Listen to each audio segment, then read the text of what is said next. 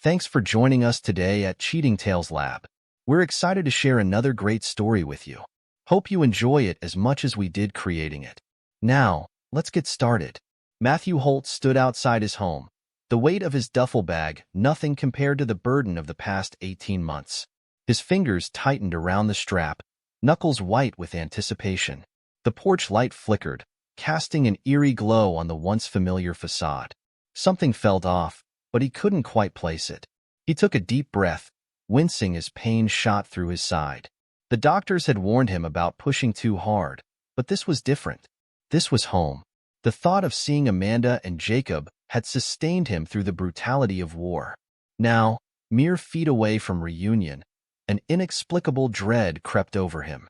Matthew pushed open the front door, the creak of hinges unnaturally loud in the silence. The scent hit him first, a cologne he didn't recognize, masculine and invasive. His eyes darted around the living room, taking in the rearranged furniture, the bare spots on the walls where family photos used to hang. It was as if someone had systematically erased him from the home. Before he could process the changes, heavy footsteps echoed from the hallway. A shirtless man strode out, muscular and oozing confidence. Nick, as Matthew would soon learn, sneered at the soldier. "I'm the owner of this property now," he said, crossing his arms. "You need to leave before I call the cops." Matthew's mind reeled. "Who the hell are you?" he demanded, his voice hoarse with disbelief. The sound of bare feet padding across hardwood drew Matthew's attention. Amanda emerged from the back, wrapped in a silk robe. Her eyes widened for a split second before her face settled into a mask of cold indifference. "Oh, you're home early," she said, her tone devoid of warmth. "Listen, Matthew, you need to go. He's right. You don't live here anymore. If you don't leave, I'll call the cops for trespassing." The betrayal stung, but Matthew's thoughts immediately went to his son. "Where's Jacob? Tell him I'm home." Amanda's expression softened for a brief moment, a flicker of the woman he once knew. But it vanished as quickly as it appeared. "Jacob's gone. He got into trouble and left town. He's been gone for months, Matthew. I don't know where he is." The news knocked the wind out of him. Matthew stared at Amanda and Nick, taking in every detail of their betrayal. The arrogance radiating from Nick, the cold detachment in Amanda's eyes. It would have been enough to send most men into a rage. But Matthew, trained to think under pressure, remained outwardly calm. Without another word, he turned on his heel and walked out of the house. The door clicked shut behind him, eerily final. Matthew drove aimlessly, each mile feeling heavier than the last. The hurt gnawed at him, a relentless ache that threatened to consume him. He found himself parked outside a dingy bar on the outskirts of town, a familiar haunt for returning soldiers. The dim interior of the bar enveloped him as he settled onto a bar stool. Matthew stared blankly at the muted television, nursing a beer he couldn't taste. The numbness in his chest slowly gave way to anger. His home had been stolen, his wife had betrayed him, and his son was missing. Yet, his training held him back from acting impulsively. He needed to think, to plan. "Matthew? Matthew Holt, is that you?" A gruff voice cut through his thoughts. Matthew turned to see Richard, a retired soldier he knew from his time in the service. The older man's weathered face creased with concern as he took the seat next to Matthew. "What's eating you, brother?" Richard asked, signaling the bartender for 2 more beers. Matthew hesitated for a moment before the dam broke. He told Richard everything: the betrayal, Jacob's disappearance, the utter loss he felt. Richard listened, his face hardening with each revelation. "You've been played, brother," Richard said, his voice low and intense. "But if Jacob's gone, it's not just an affair. Something bigger is happening. Let me help you find him." Matthew felt a spark of hope for the first time since he'd walked into his changed home.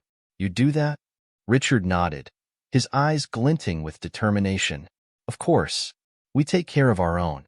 But listen, before you can deal with Amanda and that bastard Nick, you need to make sure Jacob is safe. The disappearance of your son is a puzzle, and we're going to find the pieces." As Richard laid out a plan, Matthew realized he had a new mission.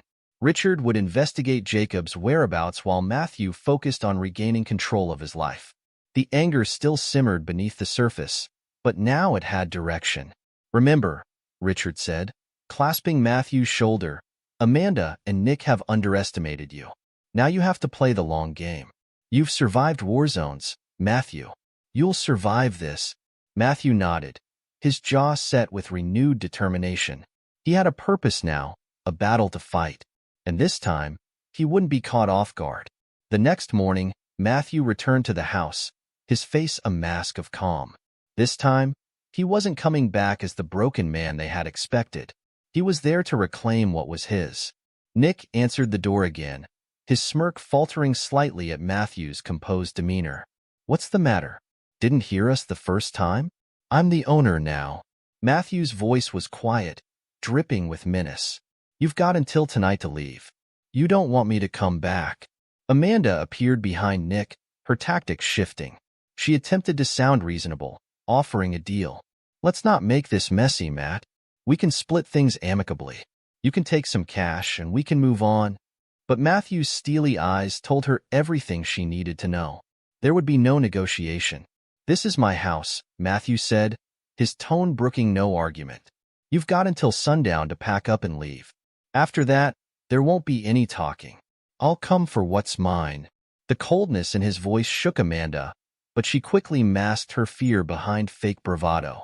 Matthew turned and walked away, leaving them to stew in the ultimatum he'd delivered. He met Richard at a nearby cafe, the older man already armed with valuable information.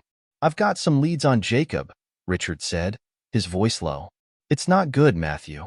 The kid got caught up with a local gang. Dangerous crew that lured him in while you were deployed." Matthew's fists clenched under the table.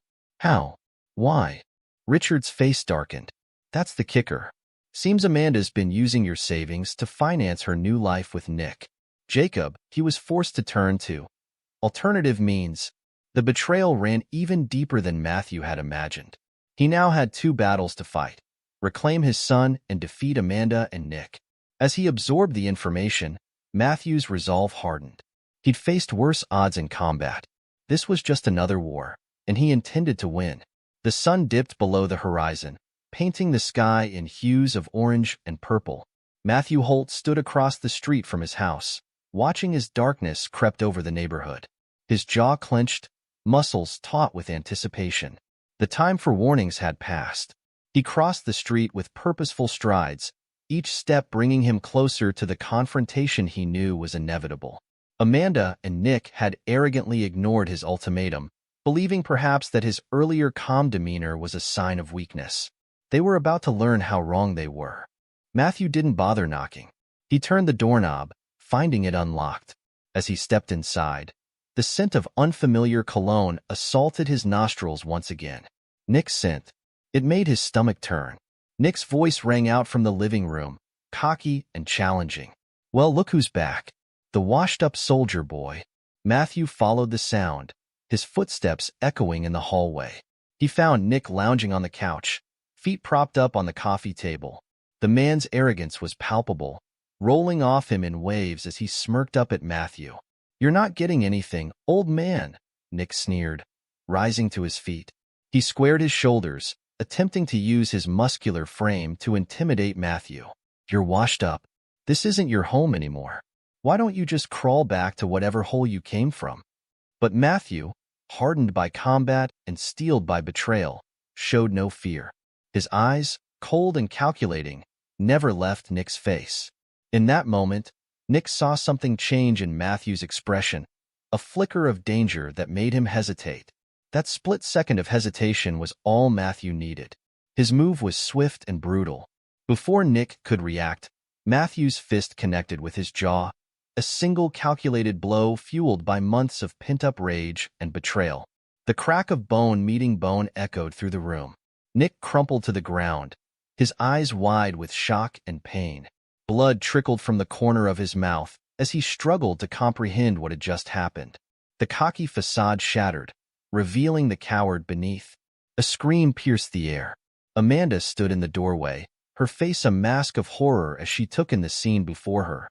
Her eyes darted between Matthew, standing tall and unflinching, and Nick, sprawled on the floor, groaning in pain. "What have you done?" she shrieked, fumbling for her phone. "I'm calling the police. You can't just come in here and—" But Matthew was already one step ahead.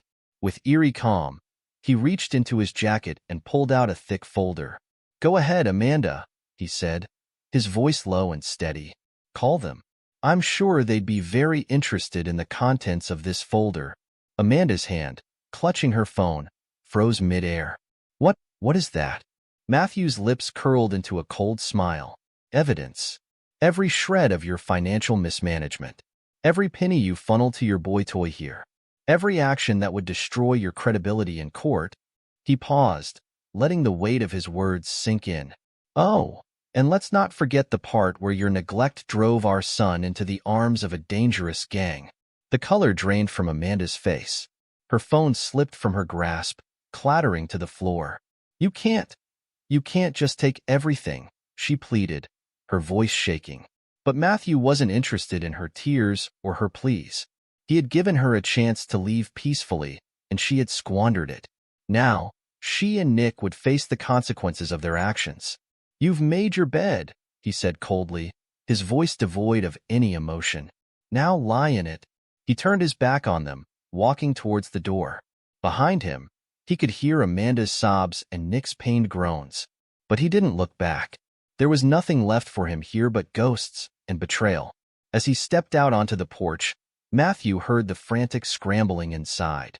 Amanda and Nick knew they had no more cards to play. Their hasty retreat was music to his ears. The house was his again, but it was an empty victory. The real battle, he knew, was just beginning. Somewhere out there, his son needed him. And Matthew Holt was a man on a mission. The rundown building loomed before Matthew, its crumbling facade a testament to neglect and despair. This was where Richard had tracked Jacob, a den of lost souls and broken dreams. The gang that had lured his son in was notorious for using young recruits like Jacob to do their dirty work. Matthew's heart pounded in his chest as he approached the building. Every instinct honed by years of military service screamed danger, but the father in him pushed forward. His son was in there, and nothing would stop him from bringing Jacob home. The interior of the building was a maze of dark corridors and boarded-up rooms. The stench of mold and something far worse assaulted Matthew's nostrils as he navigated the darkness. Muffled voices and the occasional scurrying of rats were his only companions.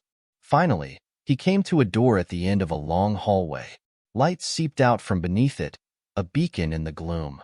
Matthew took a deep breath, steeling himself for what he might find on the other side. He pushed the door open. The room was small and dimly lit by a single bare bulb hanging from the ceiling. And there, huddled in the corner, was Jacob. Matthew's breath caught in his throat. His son looked so different from the boy he remembered. Jacob was thinner, gaunt from months of stress and fear. Dark circles rimmed his eyes, speaking of sleepless nights and constant worry. Jacob's head snapped up at the sound of the door opening. His eyes widened, a mix of shame and relief washing over his face as he recognized his father. "Dad," Jacob whispered, his voice cracking. It was clear he had been living in fear, convinced that his mistakes had cost him his family. Matthew crossed the room in 2 quick strides, dropping to his knees beside his son. He wanted nothing more than to wrap Jacob in his arms, to shield him from the world that had been so cruel. But he held back, sensing the fragility of the moment. "I'm here, son," Matthew said softly. "I'm here to take you home." Jacob's eyes filled with tears. I didn't know what else to do," he said, his voice barely above a whisper. "After you left, Mom, and then this guy, Nick." Matthew's jaw clenched at the mention of Nick's name, but he kept his voice steady. "It's okay, Jacob. You can tell me everything." And so, in that dingy room that reeked of desperation, Jacob poured out his story. He told Matthew how the gang had approached him, offering friendship and a sense of belonging when his world was falling apart. How they had used Amanda's neglect and the family's financial ruin as leverage, slowly drawing him deeper into their web. "I tried to leave," Jacob said, his voice cracking. "But they said they'd kill me if I ever tried to get out. I didn't know what else to do, Dad. I'm so sorry."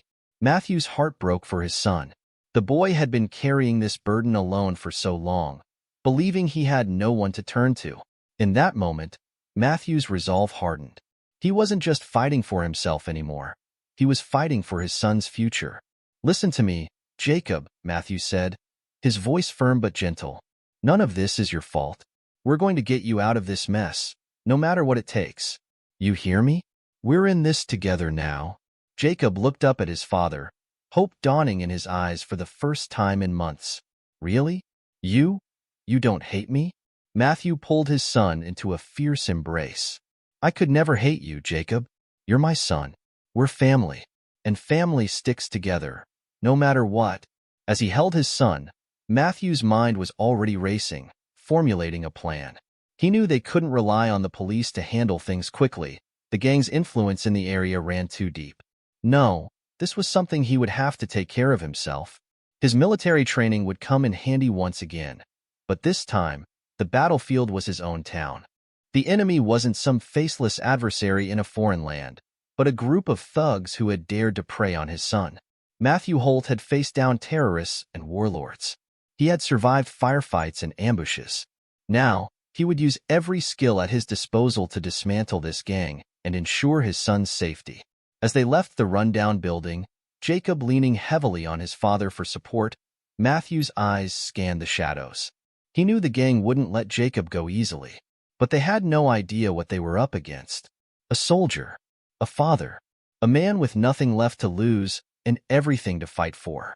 The war had come home, and Matthew Holt was ready for battle. The alleyway was shrouded in darkness, the feeble light from a single street lamp barely penetrating the gloom.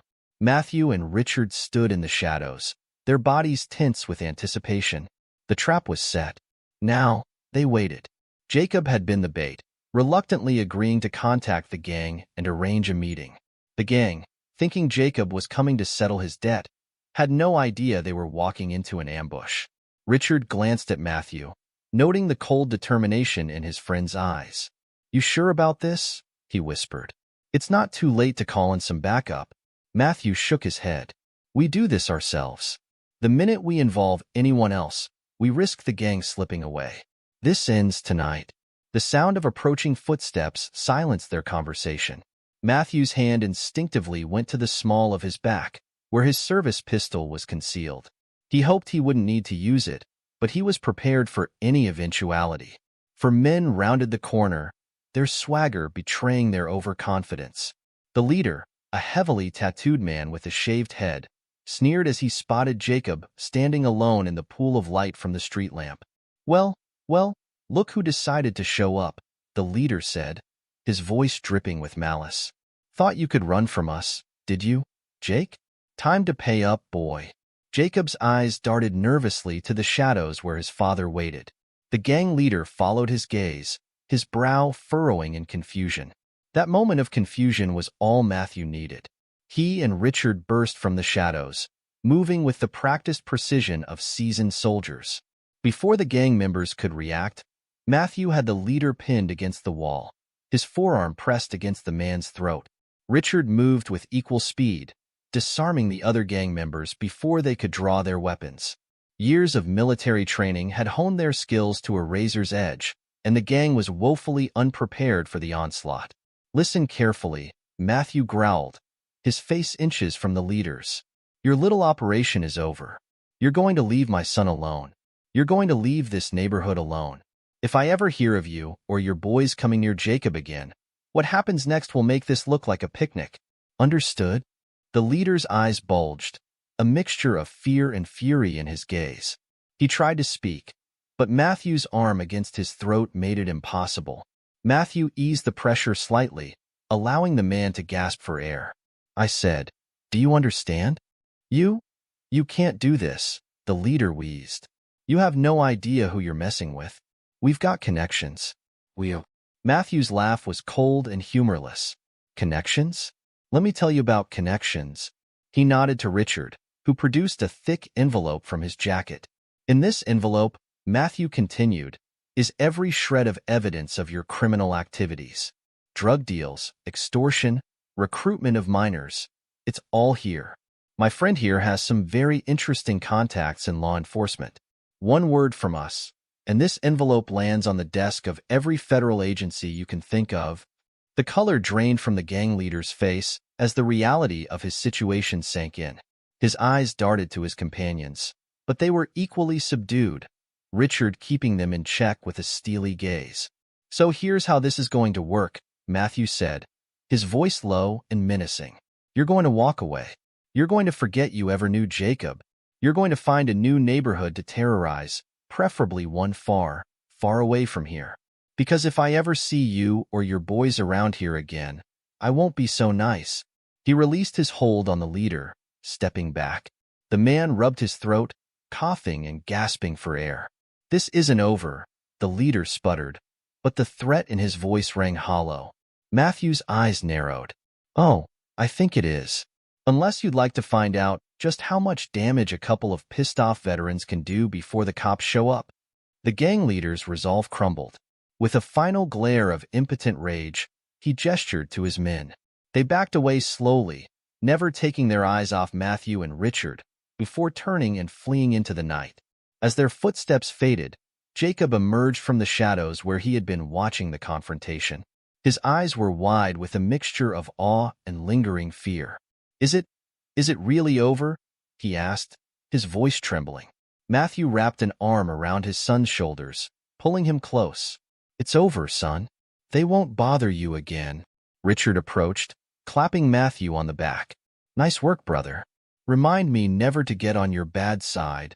Matthew managed a small smile, the adrenaline of the confrontation slowly ebbing away. "Couldn't have done it without you, Rich. Thanks for having my back." As they walked out of the alley, Matthew felt a weight lift from his shoulders.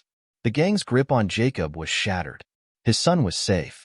For the first time in months, maybe years, Matthew felt like he had truly come home. But as they emerged onto the street, the lights of the city twinkling around them, Matthew knew their journey wasn't over yet. They had won this battle, but the war, the fight to rebuild their family and their lives, was just beginning. Jacob leaned against his father, exhaustion and relief evident in every line of his body. Matthew tightened his arm around his son's shoulders, a fierce protectiveness surging through him. They had a long road ahead, but they would face it together. Father and son, united against whatever challenges lay ahead. As they walked towards home, their real home, Matthew allowed himself a moment of quiet triumph. He had reclaimed his house, rescued his son, and put an end to the immediate threat. But even as he savored the victory, a part of him remained vigilant. Amanda and Nick were still out there, and Matthew had no illusions about the battles yet to come. For now, though, he had his son back. They were safe, and that was enough. The rest could wait for tomorrow. The courthouse loomed before Matthew, its stone facade a silent witness to countless battles fought within its walls. This would be his battlefield now, a war of words and evidence rather than bullets and blood. But Matthew Holt was no stranger to war. He straightened his tie, a gesture that felt foreign after months of combat fatigues. Beside him, Jacob fidgeted nervously, his eyes darting around the crowded courthouse steps. Matthew placed a reassuring hand on his son's shoulder. "It's going to be okay," he said softly. "We're in this together." Jacob nodded, but the tension in his shoulders remained. The boy had been through hell, and now he had to relive it all in front of strangers. Matthew's jaw clenched at the thought, but he pushed the anger down. He needed a clear head for what was to come. As they climbed the steps, Matthew caught sight of Amanda and Nick. His soon-to-be ex-wife wore a tailored suit, her hair and makeup immaculate. She looked every inch the wronged spouse, a facade Matthew knew was as false as her vows had been. Nick stood slightly behind her, his cocky smirk noticeably absent. The bruise on his jaw had faded, but the memory of Matthew's fist connecting with it was still fresh for both men. Amanda's eyes met Matthew's for a moment, and he saw a flicker of something, fear, regret, before her mask of indifference slipped back into place. She whispered something to her lawyer, a weasel-faced man in an expensive suit, before disappearing into the courthouse.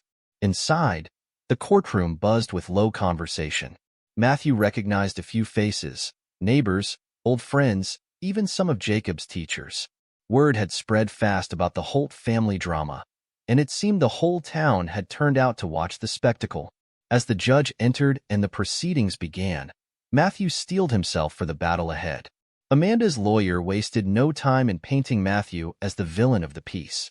"Your Honor," the lawyer began, his voice dripping with false sincerity, "my client, Mrs. Holt, has suffered greatly at the hands of her husband, a man who abandoned his family for months on end, who returned from war a changed man, unstable and prone to violence." Matthew's own lawyer, a sharp-eyed woman named Sarah, had warned him about this tactic. They were trying to use his service against him, to twist his sacrifice into something sinister. He kept his face impassive, even as his blood boiled. "We seek half of all marital assets," Amanda's lawyer continued, "including the family home and Mr. Holt's military pension. Furthermore, we believe Mr. Holt to be an unfit father, his prolonged absences and recent violent behavior making him a danger to young Jacob." At this, Jacob stiffened beside Matthew. The boy opened his mouth to protest, but Matthew gently squeezed his arm, silently urging him to stay quiet. Their time would come. As Amanda's lawyer droned on, weaving a tapestry of lies and half-truths, Matthew's mind raced. He thought of the long nights in the desert, of the brothers he'd lost, of the wounds both visible and hidden that he carried. He'd endured all of it, pushed through the pain and the fear, sustained by the thought of coming home to his family. And this was how Amanda repaid that sacrifice? But even as anger threatened to overwhelm him, Matthew remembered his training. Stay calm under fire. Assess the situation. Plan your counterattack. When it was finally their turn, Sarah stood, her posture radiating confidence. "Your Honor," she began, her voice clear and strong. "The picture painted by the opposition is not just false. It's an insult to every man and woman who has ever served this country." She pulled out a thick folder, the same one Matthew had used to confront Amanda and Nick in their home. "I have here documented evidence of Mrs. Holt's infidelity, her gross financial mismanagement, and her neglect of her son while Mr. Holt was serving overseas." As Sarah laid out their case, Matthew watched the judge's face. The older man's expression remained neutral, but Matthew caught a slight narrowing of his eyes as particularly damning pieces of evidence were presented. "Furthermore," Sarah continued, "we have testimony from Jacob Holt himself about the circumstances that led him to fall in with a local gang. Circumstances directly resulting from Mrs. Holt's neglect and her prioritization of her affair over her son's well-being." At this, all eyes in the courtroom turned to Jacob. The boy shrunk under the scrutiny, but Matthew gave him an encouraging nod. Jacob took a deep breath and stood, his voice shaky at first but growing stronger as he spoke. "My mom. She wasn't there," Jacob said, his words cutting through the hushed courtroom. "When Dad was gone, she was always out with Nick. There was never any food in the house, never any money for school stuff. The gang, they said they could help me out, give me a family. I didn't know what else to do." Matthew's heart broke for his son, even as pride swelled in his chest at Jacob's bravery. He risked a glance at Amanda and saw her composed facade crumbling, tears welling in her eyes. Whether they were genuine or just another performance, Matthew couldn't tell. As Jacob sat down, Sarah delivered her closing argument. "Your Honor, Matthew Holt is not just a decorated soldier. He's a dedicated father who has moved heaven and earth to rescue his son from a dangerous situation. A situation created by Mrs. Holt's selfish actions. We ask the court to recognize Mr. Holt's rights as a father and his contributions to this marriage, and to rule accordingly." With that, the first day of the trial came to a close. As they left the courthouse, Matthew felt a mix of exhaustion and cautious optimism. The battle was far from over, but they had landed the first significant blow. "You did good in there, son," Matthew said to Jacob as they walked to the car. "I'm proud of you." Jacob managed a small smile, some of the tension leaving his shoulders. "Thanks, Dad. Do you think we're going to win?" Matthew looked back at the courthouse, his expression determined. "I don't know, Jacob, but I promise you this, I'm not giving up. Not on you, not on our home, not on anything. We're going to fight this to the end." As they drove home, Matthew's mind was already racing, planning their next move. Amanda and Nick had shown their hand, and now he knew exactly what he was up against. The war wasn't over, But Matthew Holt had never lost a battle he couldn't afford to lose. And he sure as hell wasn't going to start now. The trial dragged on, each day bringing new revelations and bitter confrontations. But as the proceedings continued in the courtroom, a different kind of battle was being waged outside its walls.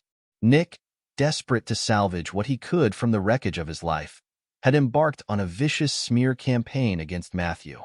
Whispers and rumors spread through the town like wildfire, painting Matthew as an unstable, abusive monster. "I heard he came back from the war all messed up in the head," one neighbor confided to another over their fence. Amanda was terrified of him. "That's why she had to leave." "Poor woman," the other neighbor clucked sympathetically. "And that boy of theirs, no wonder he fell in with a bad crowd. Probably trying to escape his father's rages." The lies gained traction, fueled by the town's appetite for gossip and Nick's relentless campaign.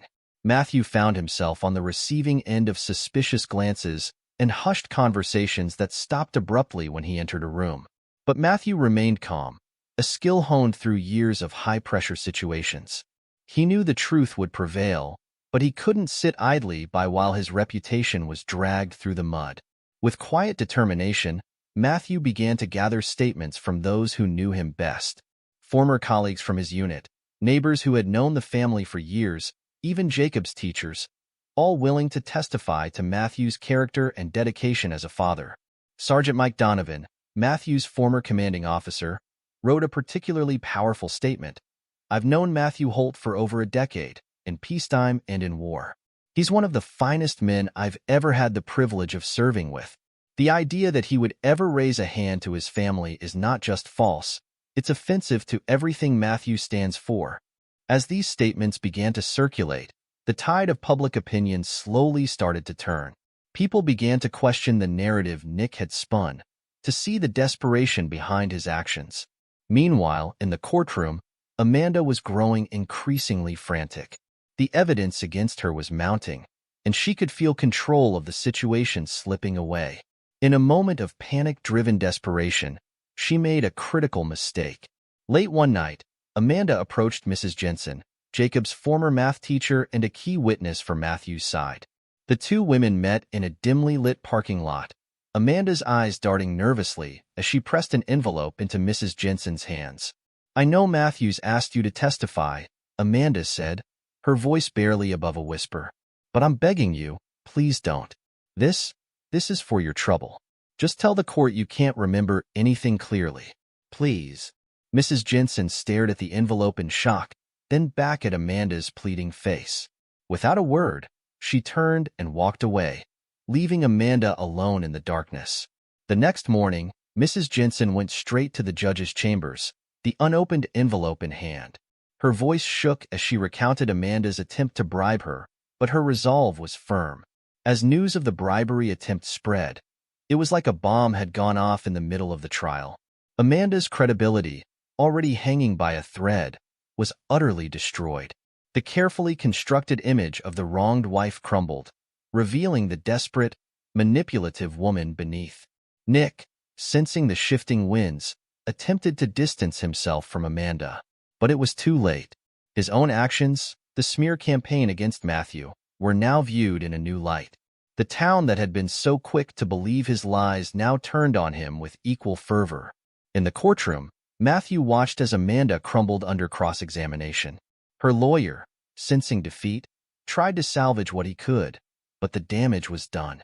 As Amanda stumbled through weak explanations and transparent lies, Matthew felt no joy, only a deep, aching sadness for what their family had become. Jacob, sitting beside his father, leaned in close. "Is it over, Dad?" he whispered. Matthew put an arm around his son's shoulders. "Almost, buddy, almost." As the day's session came to a close, Matthew stepped out of the courthouse to find a crowd gathered. But this time, there were no suspicious glares or whispered accusations. Instead, he was met with supportive nods and words of encouragement. "We're with you, Matthew," old Mr. Peterson called out. "You show him what a real man looks like." Matthew nodded in acknowledgement, gratitude welling up inside him. The tide had turned, not just in the courtroom, but in the court of public opinion as well. Amanda and Nick's downfall was complete, their web of lies unraveling in spectacular fashion. As he drove home with Jacob, Matthew allowed himself to feel a glimmer of hope. The war wasn't over, but victory was finally within reach. And for the first time in a long time, Matthew Holt could see a future beyond the battlefield, a future with his son, in their home, free from the shadows of betrayal and lies. The final battle was at hand, and Matthew was ready to claim his hard-fought victory. The courtroom was packed on the day of the final ruling. The air was thick with tension, a palpable sense of anticipation hanging over the assembled crowd. Matthew sat at the plaintiff's table, his posture rigid, eyes fixed straight ahead. Beside him, Jacob fidgeted nervously, his gaze darting between his father and the judge's empty chair. Across the aisle, Amanda looked a shadow of her former self. Gone was the composed, confident woman who had started this legal battle. In her place sat a haggard, defeated figure, her eyes rimmed with dark circles, her once immaculate appearance now disheveled. Nick was conspicuously absent, having fled town in the wake of the bribery scandal. As the bailiff called the court to order, Matthew felt a calm settle over him. This was it, the culmination of months of struggle, pain, and perseverance. Whatever happened next, he knew he had fought with everything he had. The judge, a stern-faced man with graying hair, took his seat and surveyed the courtroom. His gaze lingered for a moment on Matthew, then on Amanda, before he cleared his throat and began to speak. In the matter of Holt versus Holt, the judge began, his voice resonating through the hushed courtroom. This court has carefully considered all evidence presented, as well as the testimony of all relevant parties. Matthew felt Jacob's hand slip into his own, squeezing tightly. He returned the pressure, a silent reassurance passing between father and son. It is the finding of this court, the judge continued, that the plaintiff, Matthew Holt, has provided substantial and compelling evidence of Mrs. Holt's infidelity, financial misconduct, and neglect of her parental duties. A murmur rippled through the courtroom. Matthew remained still, his face impassive, even as his heart raced. Furthermore, the judge went on, his tone growing stern, the attempt to bribe a witness, as proven beyond doubt, is a grave offense that this court cannot overlook. Amanda seemed to shrink in her seat, her lawyer placing a comforting hand on her arm. Therefore, it is the ruling of this court that full custody of the minor, Jacob Holt, be awarded to his father, Matthew Holt. Jacob's grip on Matthew's hand tightened, a small gasp escaping him. Matthew allowed himself a small smile, squeezing his son's hand in return. Additionally, the judge continued, Mr. Holt shall retain sole ownership of the family home and all assets therein. Mrs. Holt's claim to Mr. Holt's military pension is hereby denied. The judge paused, his gaze sweeping the courtroom once more. This court also recommends that the district attorney's office review the evidence of Mrs. Holt's financial misconduct and the attempted bribery of a witness for potential criminal charges. A shocked silence fell over the courtroom, broken only by a choked sob from Amanda. Matthew felt no joy at her distress, only a profound relief that justice had been served. This court is adjourned, the judge concluded, bringing down his gavel with a resounding crack. The courtroom erupted into a buzz of conversation. Matthew stood slowly, turning to embrace Jacob. It's over, son, he said softly. We did it. As they made their way out of the courtroom, Matthew caught sight of Amanda being led away by her lawyer. For a brief moment, their eyes met. In that instant, Matthew saw the full weight of her actions crash down upon her. The arrogance, the betrayal, the desperate attempts to cling to a life built on lies. It had all come to nothing. Amanda's eyes filled with tears as she was ushered out a side door, disappearing from Matthew's life just as suddenly as she had upended it. Outside the courthouse, a small crowd had gathered. News of the verdict had spread quickly. As Matthew and Jacob emerged, they were met with a round of applause and words of congratulation. You did it, Matthew, old Mrs. Peterson called out, her weathered face beaming. You showed him what a real hero looks like. Matthew nodded in acknowledgement, gratitude welling up inside him. These were the people who had stood by him, who had seen through the lies and stood for the truth. Their support had meant more than they could ever know. As the crowd dispersed, Matthew and Jacob made their way to the car. The future stretched out before them, no longer shadowed by uncertainty and betrayal. "What now, Dad?" Jacob asked as they pulled away from the courthouse. Matthew glanced at his son, seeing not the scared, gaunt boy he had rescued from the gang, but a young man beginning to come into his own. "Now," he said with a smile, "we go home." The drive was quiet, both father and son lost in their own thoughts.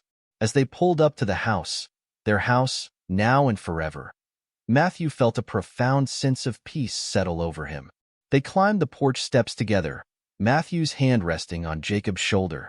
For a moment, they simply stood there, taking in the sight of their home, the place they had fought so hard to reclaim. "You know," Matthew said softly, "when I was over there, in the war, this is what kept me going. The thought of coming home to you, to our family. It didn't turn out quite the way I imagined, but—" He trailed off, emotion threatening to overwhelm him. Jacob looked up at his father, understanding in his eyes. "But we're here now," he finished. "Together." Matthew nodded, swallowing hard. "Together," he agreed. As they stepped inside, closing the door on the outside world, Matthew Holt knew that the war was finally, truly over. Not just the one he had fought overseas, but the one he had been fighting since his return. He had reclaimed his home, his son, and his life. The battles had been hard-fought, but the victory was sweet. In the days that followed, Matthew and Jacob fell into a new rhythm. They repainted the walls, rearranged the furniture, erasing the last traces of Amanda and Nick's presence. It was a process of healing, of reclaiming their space and making it truly theirs again. One evening, as they sat on the porch watching the sunset, Jacob turned to his father. "Dad," he said hesitantly, Are you happy?" Matthew considered the question, looking out over the neighborhood he had once feared lost to him. He thought of the struggles they had overcome, the bonds they had forged and strengthened. He thought of the future stretching out before them, full of possibility. "Yeah, son," he said finally, a smile spreading across his face. "I am. We've got each other. We've got our home. That's all I need to be happy." Jacob nodded, a matching smile on his face. "Me too, Dad. Me too." As the last rays of sunlight faded from the sky, Matthew Holt knew that while scars remained, they had emerged stronger. The war was over, and they had won, not just the battle, but their lives back. And that, he realized, was the greatest victory of all. This is where our story comes to an end. Share your thoughts in the comment section. Thanks for your time. If you enjoy the story, please subscribe to this channel. Click on the video you see on the screen, and I will see you there. Welcome to my channel. Support our channel by subscribing. Your subscription helps us grow and create more intriguing content like this. Now, let's dive into today's story. Liam Carter, a talented 35-year-old architect with a love for art and precision. Reserved yet kind, Liam puts his heart into everything he values, especially his marriage. His world crumbles when he discovers his wife's betrayal. Sophie Bennett, a 33-year-old marketing executive whose charisma and ambition mask her insecurities. Sophie's impulsive nature often leads her to make reckless decisions with devastating consequences. Aidan Miller, Sophie's colleague, a 38-year-old with a charming exterior but a selfish and manipulative core. Aidan thrives on power dynamics, often exploiting others for his gain. Emma Davis, Liam's college best friend and confidant. At 34, Emma is a fiercely loyal and empathetic individual who becomes a pillar of strength for Liam during his most challenging times. Liam Carter was always a man of routine. His mornings began with a steaming cup of coffee, a quick jog through the neighborhood park, and a kiss on Sophie's forehead before heading to his architecture firm.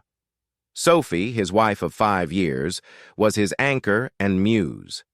To Liam, their life seemed picture-perfect. But over the past few months, Liam started noticing subtle changes.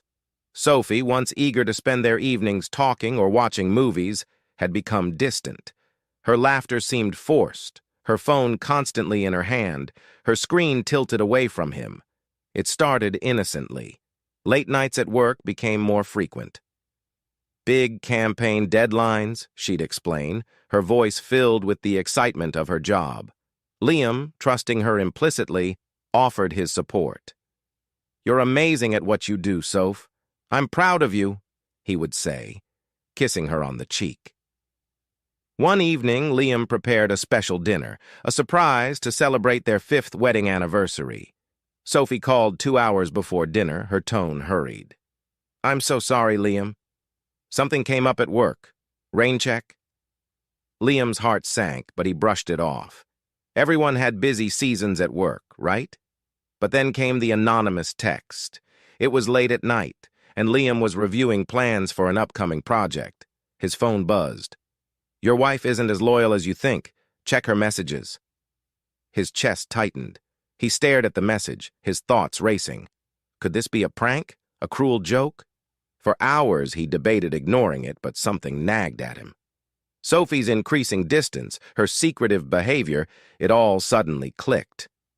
When Sophie fell asleep that night, Liam hesitated before unlocking her phone.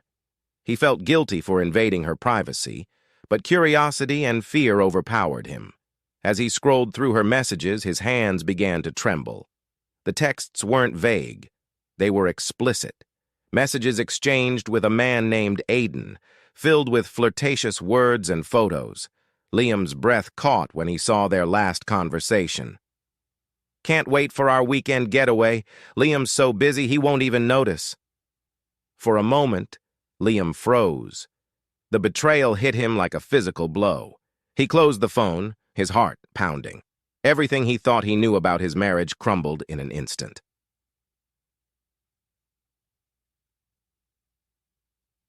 Scene 2. The Fallout. Liam confronted Sophie the following morning. The tension in the air was palpable as she entered the kitchen, humming to herself. He placed her phone on the counter. "Who's Aiden?" he asked, his voice calm but cold. Sophie's smile faltered. "What are you talking about?"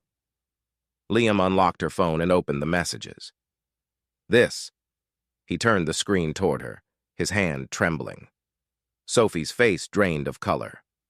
"Liam, she stammered, searching for an excuse. "It's not what you think." "Don't insult my intelligence, Sophie," Liam snapped, his voice cracking with hurt. "You lied to me. You betrayed me." Tears filled Sophie's eyes. "I made a mistake. It didn't mean anything, Liam. I was lonely. You've been so busy with work." "Don't you dare blame this on me," Liam interrupted, his anger boiling over. "I've always supported you, always trusted you. And this is how you repay me?" The argument escalated, raw emotions spilling out. Sophie tried to explain, to justify, but Liam couldn't hear it. By the end of the conversation, he made his decision. "I can't do this," Liam said, his voice breaking. "You chose him over us. I'm filing for divorce." Sophie collapsed into a chair, sobbing, but Liam walked away. He packed a small bag and left their home, the place that once held so many memories. Liam moved into a modest apartment, far from the suburban neighborhood where he and Sophie had built their life. He poured himself into work, using long hours to numb the pain. At night, though, the silence was deafening. He replayed their happiest moments, trying to reconcile the Sophie he loved with the one who betrayed him. Emma Davis, his college best friend, stepped in as his lifeline. She'd always been there for him, but now her support was unwavering. "You don't have to go through this alone," she said one night, bringing over Chinese takeout. "I'm here whenever you need to talk or scream, whatever helps." Meanwhile, Sophie's relationship with Aiden seemed to flourish, or so it appeared on social media. Her posts painted a picture of a happy couple, cozy dinner dates, weekends at the beach, and romantic selfies. Liam couldn't help but check her profile, even though it tore him apart.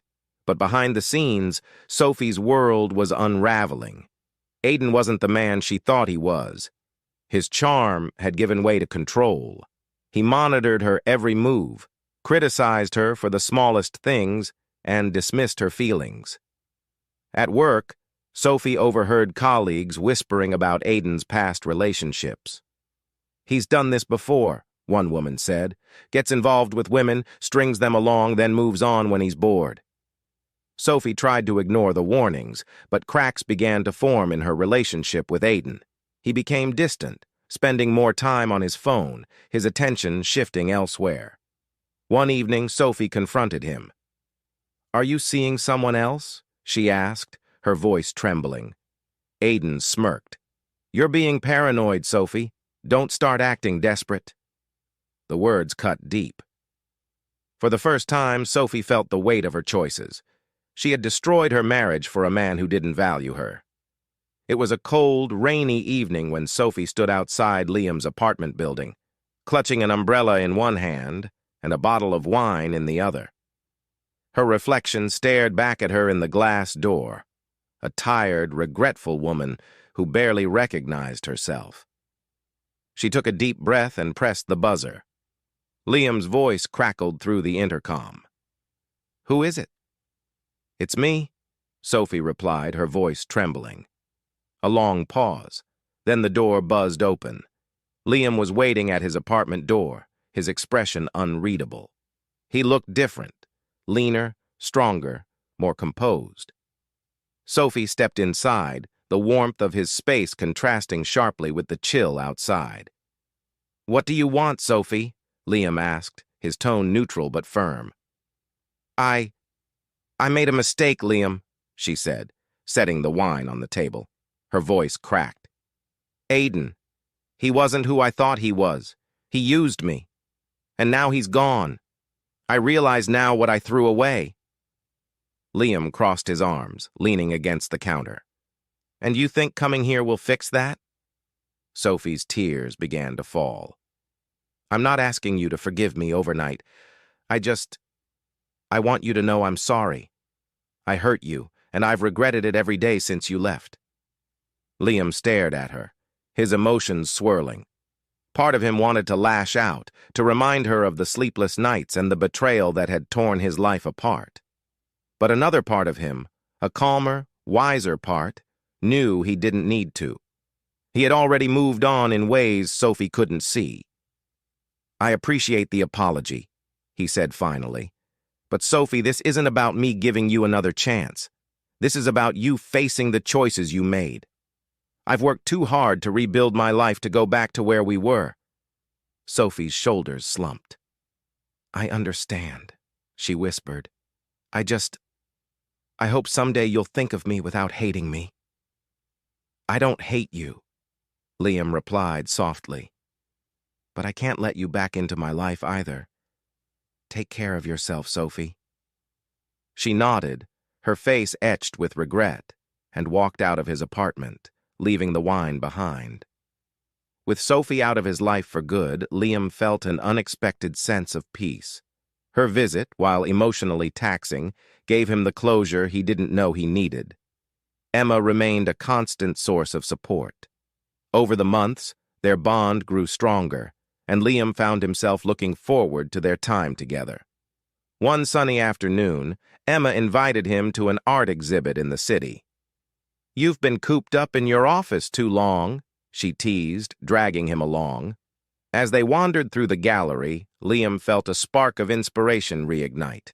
The vibrant paintings and intricate sculptures reminded him of his own passion for art, one he had set aside for years. "I miss this," he said, admiring a piece. Emma smiled. "Then do it. You're so talented, Liam. Don't let this stay in the past."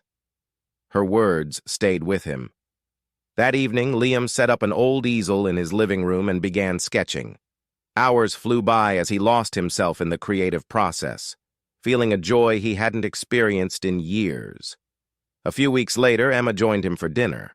Over a bottle of wine, she confessed something she had been holding back. "I didn't want to say this while you were healing," she began, her voice hesitant. "But I've always cared about you, Liam, more than just as a friend." Liam set his glass down, surprised, but not uncomfortable. He realized Emma had also deepened. "Emma, "You've been my rock through everything," he said, smiling. "I'd be lying if I said I didn't feel the same way." Their relationship blossomed naturally. Emma's kindness and understanding brought out the best in Liam, and he realized he had found someone who truly valued him.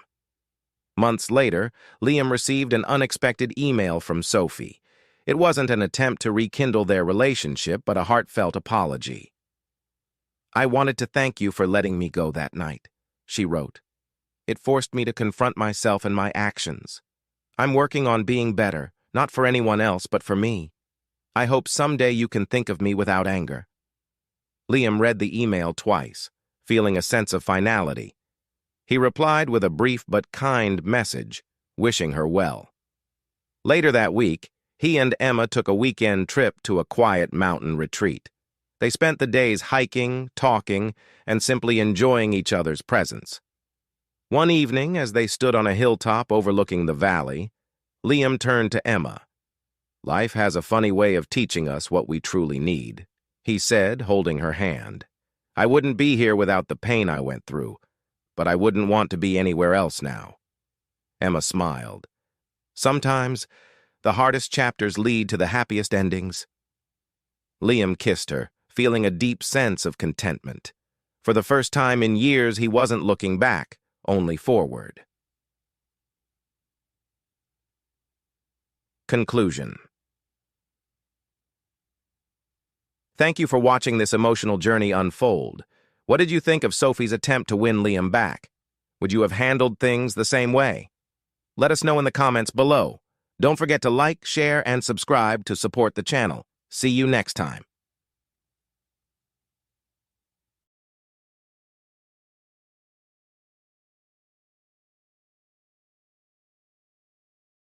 Welcome to Lost Relation Chronicles. There's an old saying that loose lips sink ships.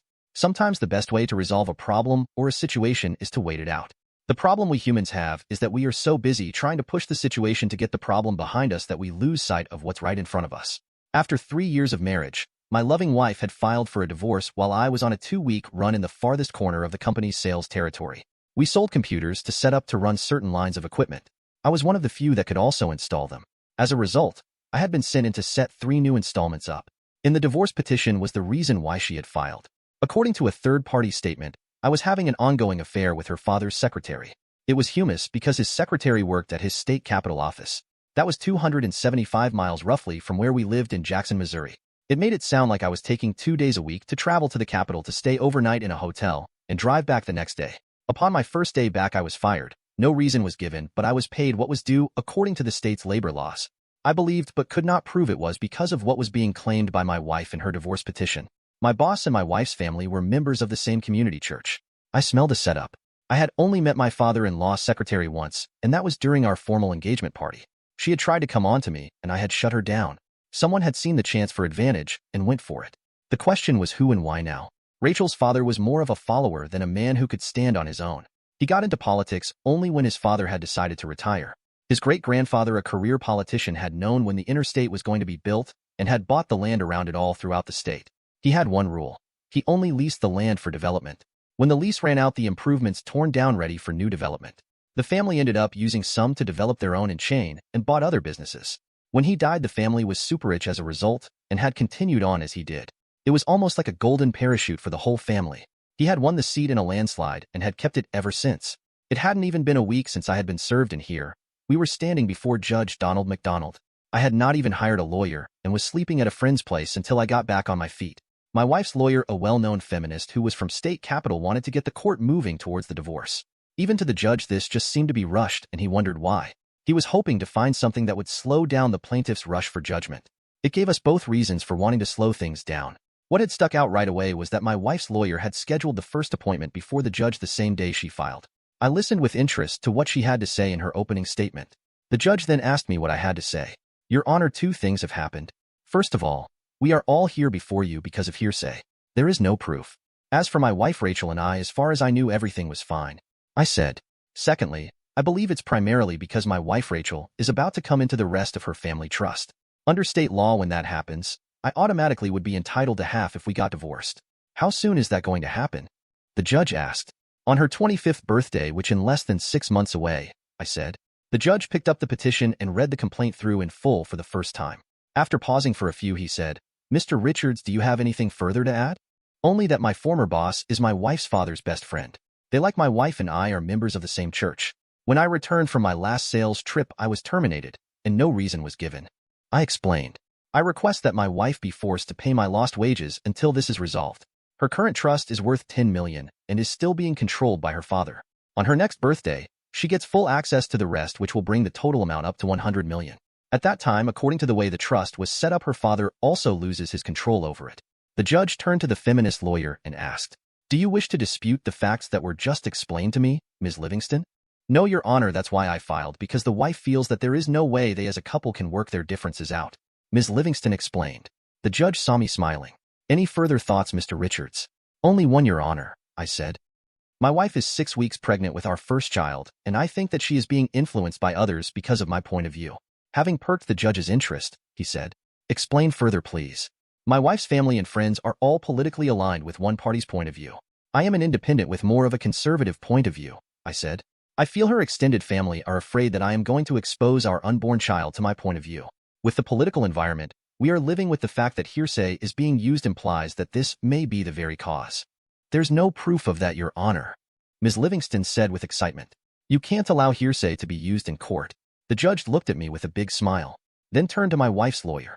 "You're right, Ms. Livingston, we can't accept hearsay.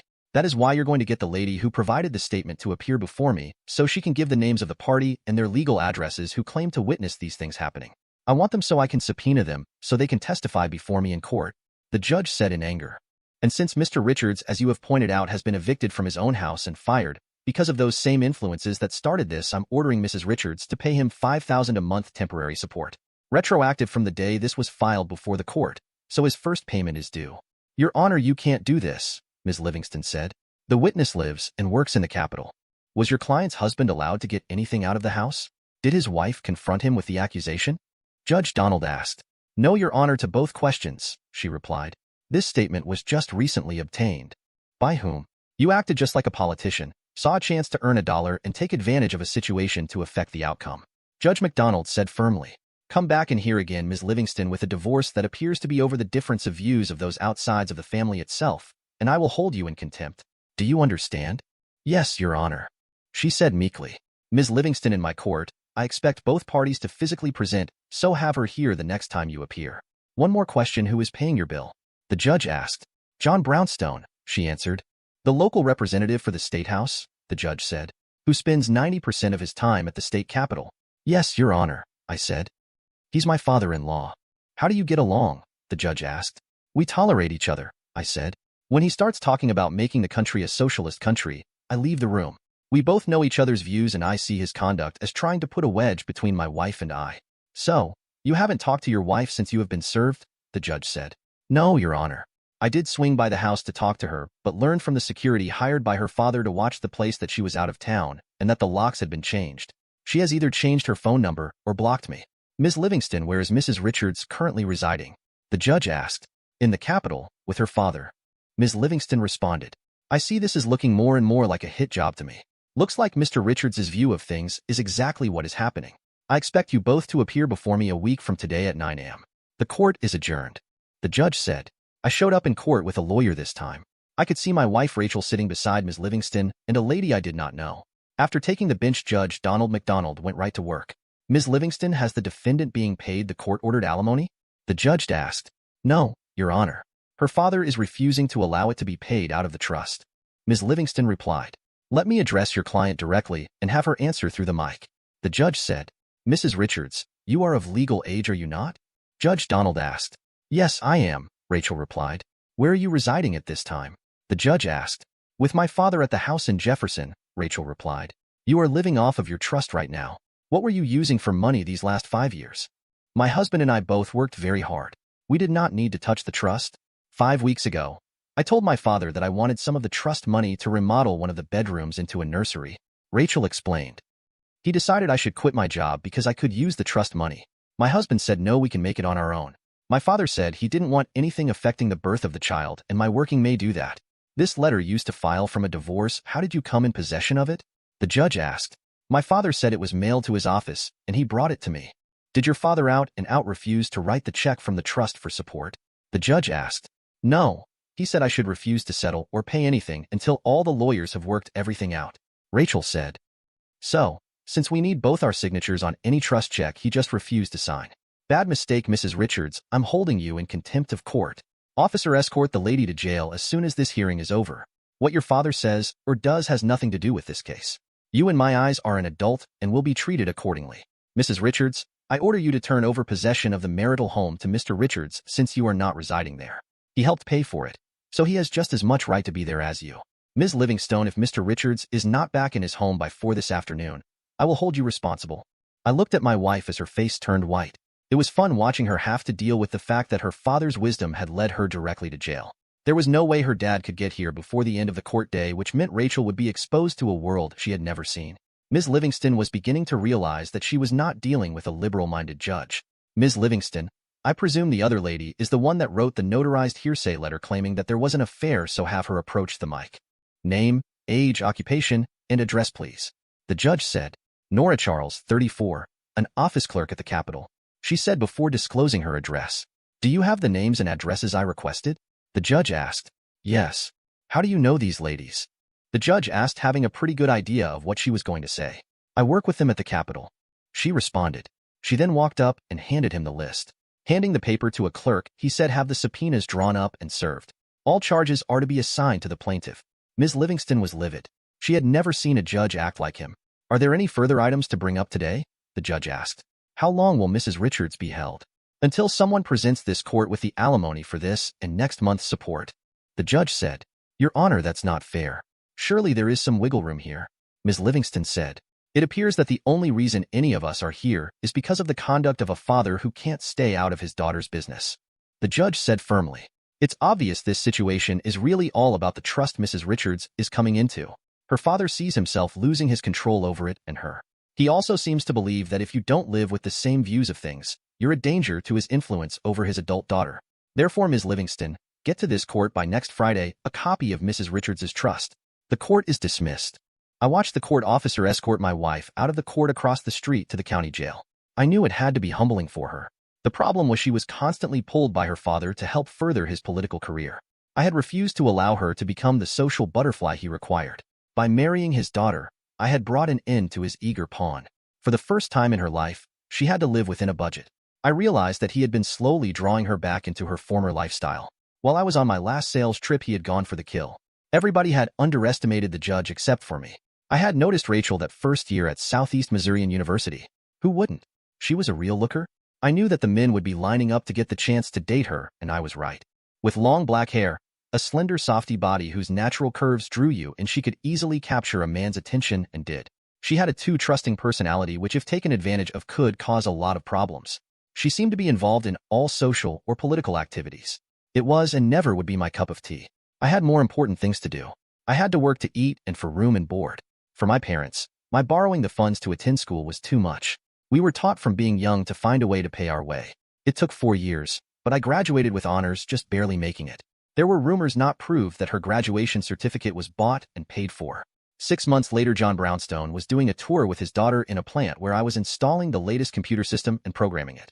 She strolled over to introduce herself, and when I got up to say hello, I was welcomed with the greatest smile. Hi, David, we went to school together, but I never saw you outside of class, Rachel said. We thought you were an introvert.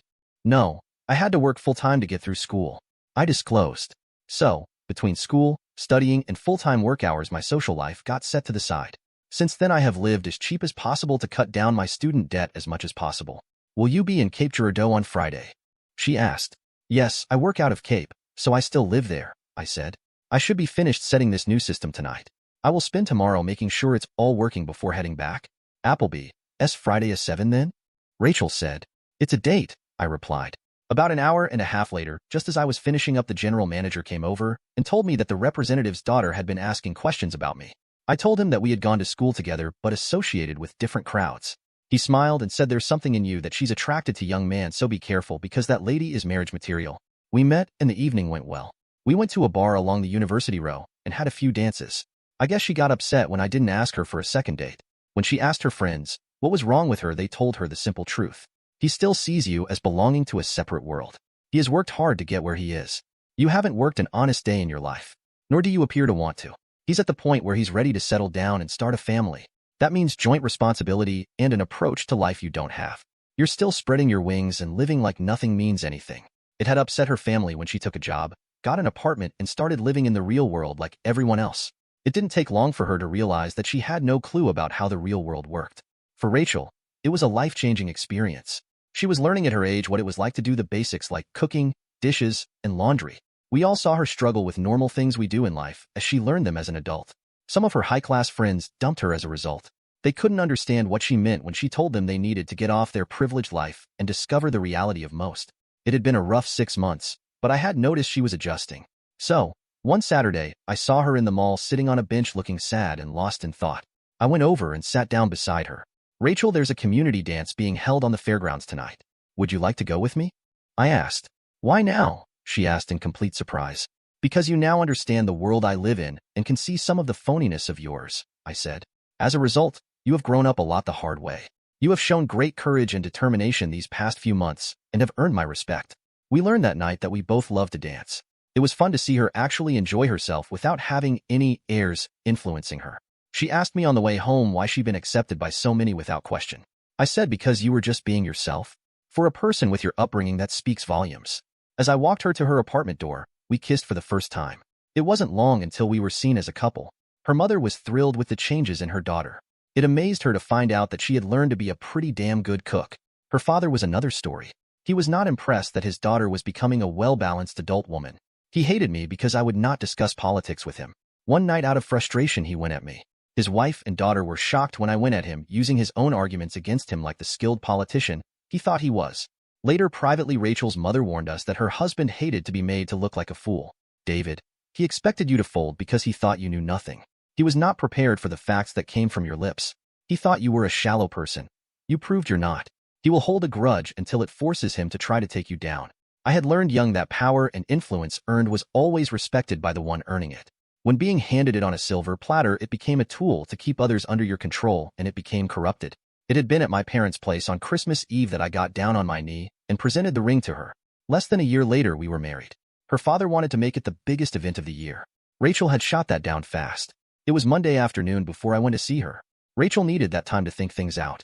Judge McDonald had done us all a favor by throwing her in jail. Her high and mighty father couldn't get to her now. Her mother had always been a buffer for us from him until they got divorced. I watched her walk in looking sad and depressed until she saw who her visitor was. Seeing it was me, she broke into a smile as the tears started to flow. Sitting down across from me, she said, "He did it again, didn't he?" "Looks like it," I replied. "I was told you had filed because of your affair," Rachel said. "When did you figure it all out?" "When Ms. Livingston had to reveal who was paying her bill," I said. "What's behind all of my dad's actions? It has to be more than just revenge against you?" Rachel said, "To me, it boils down to something that must be hidden in the trust." I said, "Because for some reason he wants our marriage ended before it fully takes effect." "When did you figure it out?" I asked. "You got to understand that being pregnant has got my emotions working irrationally at times. Dad broke the phony news of your affair and I lost it." Rachel said, "If he put something in front of me, I signed it because I was upset over losing you. This weekend out of boredom I read all the documents. When I read that it was Dad's secretary that you're accused of sleeping with, I knew he had set us up. So, what are you going to do after you get released from jail?" I said with a big grin. "Going home with my hubby after telling my father we are done." Rachel said, "Remind me to tell my mother about his latest stunt." "I'm just glad we figured it out before our marriage was destroyed," I said. "Thanks for not saying I was a fool for falling for his bullshit," Rachel said. "If you were half the man you are, you still would be a better man than my father. David, always remember that I fell in love with the man you are. Don't ever change. It's you that keeps me grounded. Mom said you coming into my life made me a better and different person. She was right. My value and outlook about things have changed so much. I am so mad at myself for allowing myself to be drawn back into the bullshit." I went and visited my wife every day until Friday. We talked about everything. Rachel and I were surprised to learn that the judge did not want us sitting with our lawyers when we appeared before him this morning. The sheriff's department officer who told us said the judge does not want us identified before certain people are required to testify. As a result, my wife would be deliberately held back and would arrive late in her everyday clothing. Rachel and I walked hand in hand the Friday morning from the county jail and slid into the back of the courtroom just as Judge McDonald took his seat. "I see the three ladies who claim to have witnessed the romantic relationship of David Richards are here," the judge said. I would like them to go stand beside him if he is here in this court. Rachel and I watched as the three ladies went over and stood beside a man sitting with her father, John Brownstone. David Richards, will you please approach the bench? The judge requested. The room went into shock as I stood up and joined the man the ladies had pointed out heading to the bench. When we both had almost reached him, he told us to stop. Rachel Richards, would you come forward and identify which man is your husband? The judge asked. Rachel came forward. Her eyes and face were smiling big time. Once she reached us, she stood beside me, taking my hand into hers. It appears that these three ladies had witnessed an affair by someone using David's name in a deliberate attempt to destroy his marriage and ruin his life. The judge said before going on. The question came to me was who would benefit from having this marriage break up? Who had the financial means to pay for it? I had to ask myself why. Those reasons were why I ordered that a copy of the trust be supplied to my office. I had a trust lawyer review it. Stan Johnson, can you step forward and testify what you learned? Rachel looked at me and whispered, do you know anything? I whispered back, no. Putting all the legalese into common language, there is a clause that says if Rachel Brownstone is not married by her 25th birthday, full control goes to her father until she reaches the age of 40. He said, since she is, it has legally been hers since the day she got married. Not has only the court been scammed, but it appears that Rachel has too. Stan, send a copy to the Attorney General office. Inform him of what we now know. Since John Brownstone is our state representative, it should be his office that investigates the situation to see if criminal charges should be laid. The judge said, does the plaintiff have something to say? Yes, Your Honor, I do. Rachel said, I wish to withdraw my petition for divorce. Granted. Judge McDonald said, hire Stan to get your trust legally in your hands. The court is dismissed. We watched the man claiming to be me taken in for questioning, along with her father who looked defeated. Ms. Livingston handed me the envelope containing the $10,000. Mr. Richards, you could probably sue your father-in-law for a lot more than this. Ms. Livingston said, I wonder how much they were all paid to try to get the divorce done. We don't have to, Rachel said. He has just written himself out of his grandchildren's lives forever. Dear listeners, please share your thoughts in the comments section below and don't forget to like, share, and subscribe. Welcome to Lost Relation Chronicles. I've often wondered what it might feel like to be seen, truly seen, by the people who were supposed to know me best. My parents, Melissa and Bob, always seemed to have their eyes trained on my younger brother, Timothy. He was the golden child, the intellectual prodigy who excelled at everything deemed important in our household. Recitals, drama performances, debate competitions. Timothy shone in all of them, and my parents were always front and center, applauding like their lives depended on it. And then there was me, Elliot Brown, the athlete, the fighter.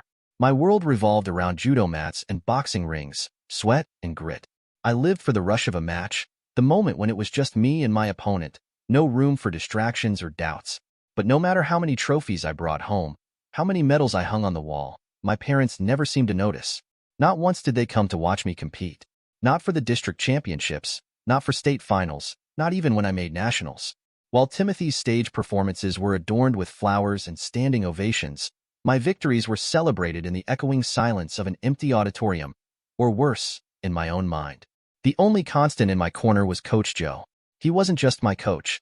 He was the father I wished I had. Joe believed in me when no one else did. He'd sit me down after every match, win or lose, and tell me what I'd done right, what I could improve on. He'd remind me that strength wasn't just about physical power. It was about resilience, about standing tall even when the world seemed determined to push you down. I'll never forget the time I qualified for the regional finals in judo. It was one of the proudest moments of my life. But when I told my parents, their response was a dismissive, "That's nice, dear. When's Timothy's next recital again?" It was like a slap in the face. I stopped telling them about my matches after that. What was the point? At home, Timothy basked in their attention, his achievements displayed like sacred artifacts. My accolades, on the other hand, were crammed into a corner of my room, collecting dust. I didn't resent Timothy. How could I? It wasn't his fault that our parents saw him as the epitome of success.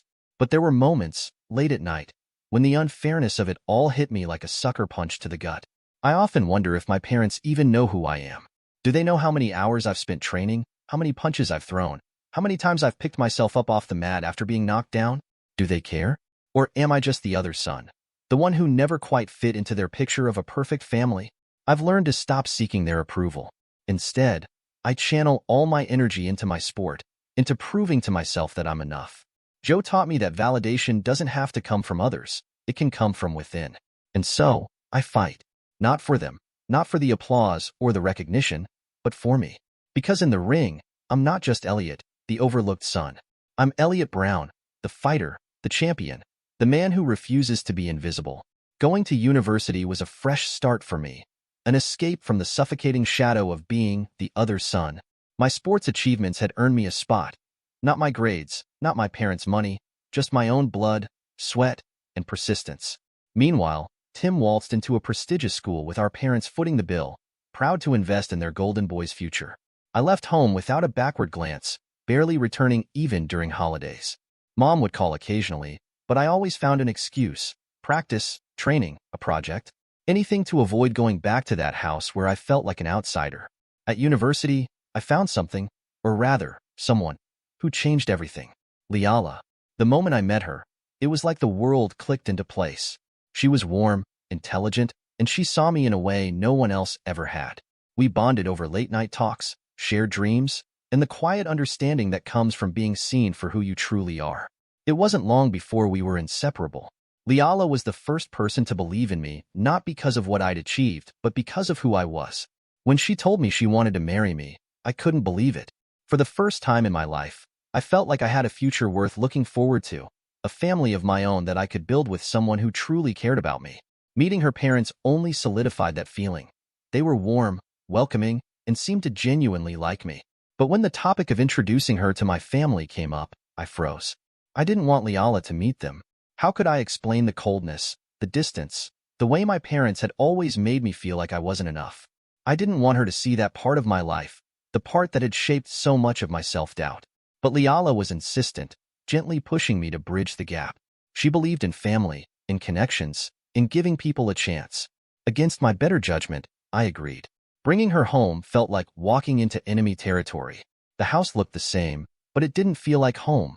It never had. My parents were polite when they met Liala, their smiles practiced and formal. Timothy, of course, stole the spotlight effortlessly.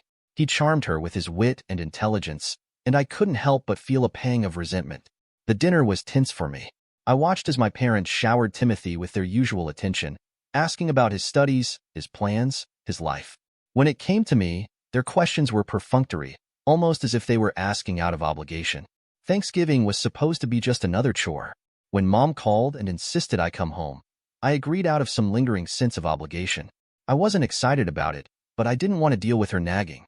Besides, I figured I could get through one awkward dinner and be done with it.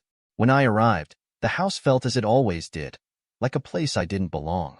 My parents were already at the dinner table, sipping wine and looking far too cheerful. Mom was practically glowing when she announced, "Timothy's bringing his fiancée tonight." Fiancée? That threw me for a loop.